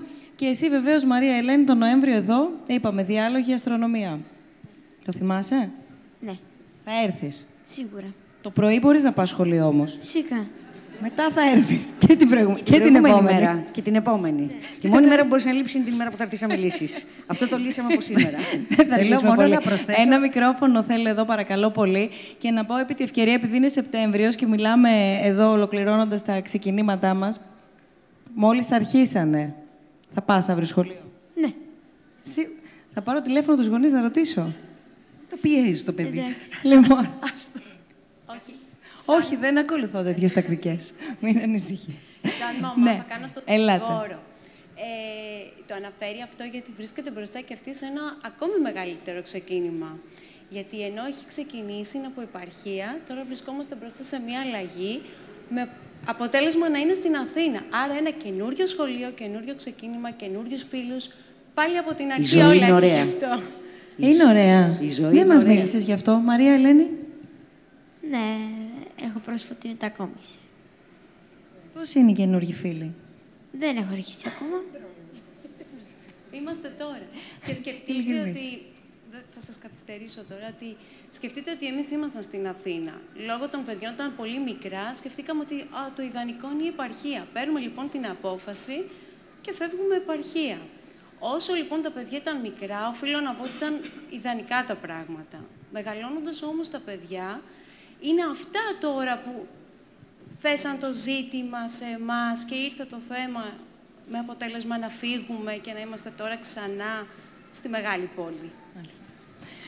Καλά ξεκινήματα λοιπόν σε όλη την οικογένεια. Μου επιτρέπετε να πω κάτι πάνω στον τομέα που ασχολείται η κυρία Νάνση.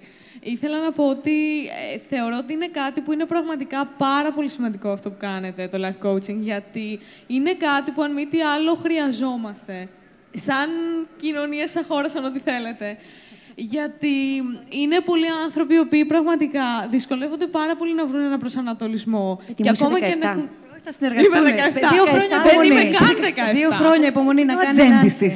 2 χρόνια υπομονή. Είναι ακόμα ανήλικη. Εγώ θέλω να πω ότι τον Οκτώβριο, γιατί ήθελα να το πω νωρίτερα, πρέπει να ολοκληρώσουμε σιγά-σιγά και μας οφείλει στην άσκηση, Νάνση. Την περιμένει ο κόσμος. Τον Οκτώβριο θα κάνουμε τη γιορτή της μπύρας. Έτσι όπως είναι... Δεν σε ακούσαμε?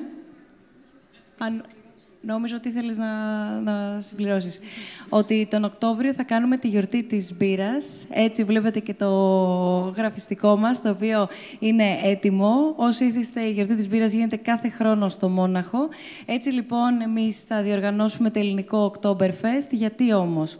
πέρα από άφθονη μπύρα που θα ρέει και όλο το παραδοσιακό που θα συνοδεύει αυτή τη γιορτή, θα συζητήσουμε και γίνεται, όπως πάντα, και αυτή η εκδήλωση των διαλόγων ως πρωτοβουλία του Ιδρύματος Σταύρος Νιάρχος, σε συνεργασία όμως με την Πρεσβεία της Γερμανίας, έτσι ώστε θα είναι και ο Γερμανός πρέσβης εδώ μαζί μας, να ανοίξουμε μία συζήτηση για τις σχέσεις των δύο χωρών. Ελλάδα-Γερμανία, Γερμανία-Ελλάδα, η ιστορία, το πρόσφατο παρελθόν, το σήμερα. Δεν ξέρω αν θα μπορέσουμε να βγάλουμε κάποιο συμπέρασμα για το αύριο, αλλά θα προσπαθήσουμε να δούμε τα ήθη, τα έθιμα, τα στερεότυπα που υπάρχουν, η ιστορία, ξαναλέω, τι έχει καταγράψει, αναζητώντας, σε πάση περιπτώσει, το πού βρίσκονται αυτές οι δύο χώρες και κυρίως οι άνθρωποι τους. Όλα αυτά θα γίνουν τον Οκτώβριο, στις 19 Οκτωβρίου για την ακρίβεια. Εδώ θα βρισκόμαστε στο Κέντρο Πολιτισμού Ίδρυμα Σταύρος Νιάρχος, στο Φάρο, και βεβαίως τις επόμενες ημέρες θα έχετε και περισσότερες λεπτομέρειες στη διάθεσή σας μέσα από το site μας snf.org. Όπως μου θύμισε η Νάνση, δεν είχε ολοκληρώσει η Εβίτα και αμέσως μετά η Νάνση με την άσκηση. Αυτό που έλεγα είναι ότι. Ευχαριστώ πολύ. Ότι θεωρώ ότι είναι κάτι εξαιρετικά σημαντικό αυτό με το οποίο ασχολείστε. Γιατί ειλικρινά είναι πολλοί άνθρωποι οι οποίοι αδυνατούν να βρουν κάποιο προσανατολισμό. Και αν έχουν βρει κάποιο προσανατολισμό και ψάχνουν μια αλλαγή, δεν μπορούν ίσως να ορίσουν το τι η αλλαγή αυτή είναι ή πού μπορεί να οδηγεί. Και ότι είναι τομέας πολύ διαφορετικός από την ψυχολογία, φαντάζομαι. Νομίζω δεν έχει καμία σχέση, γιατί μέχρι... βασικά, φυσικά και έχει σχέση, γιατί όλα έχουν να κάνουν με ανθρώπινα συναισθήματα, οπότε σε όλα εμπεριέχεται η ψυχολογία, είμαι σίγουρη γι' αυτό. Εγώ πήγα και πλήρωσα να τα σπουδάσω αυτά που λέει, παρεπιπτόντως, να το πω αυτό. Είναι natural. Δεν ήμουν και 14 πήγα. Την άσκηση θα μας την κάνεις. Να την κάνω, τελείωσες. Τελειώνω τώρα.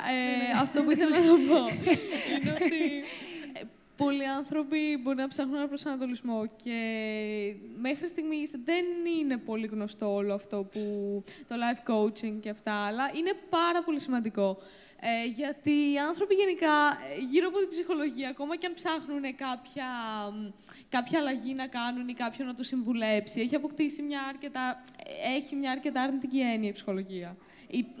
Το να απευθυνθεί κάποιος σε έναν ψυχολόγο. Και αυτό που κάνετε εσείς είναι κάτι το οποίο περιέχει σε πάρα πολύ μεγάλο βαθμό αυτό, αλλά ταυτόχρονα είναι κάτι διαφορετικό. Οπότε, για μένα είναι εξαιρετικά σημαντικό.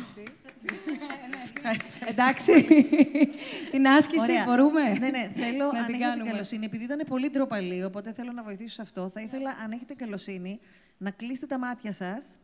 Σας βλέπουμε εδώ μεταξύ. Ναι, όλοι. Εμείς εδώ δεν πειράζει. Αλλά εσείς θα ήθελα να κλείσετε τα μάτια σας όλοι. Σας βλέπω όσο δεν τα κλείσετε. Και όσοι έχετε περάσει ξεκινήματα, εύκολα ή δύσκολα, απλά σηκώστε το χέρι. Δεν σας βλέπει κανείς από περιέργεια για μας. Απλά σηκώστε το χέρι ψηλά. Όσοι έχετε περάσει 1, 2, εύκολα, καινούρια, παλιά. Τέλεια. Μπορείτε να κατεβάσετε τα χέρια σας, να ανοίξετε τα μάτια σας.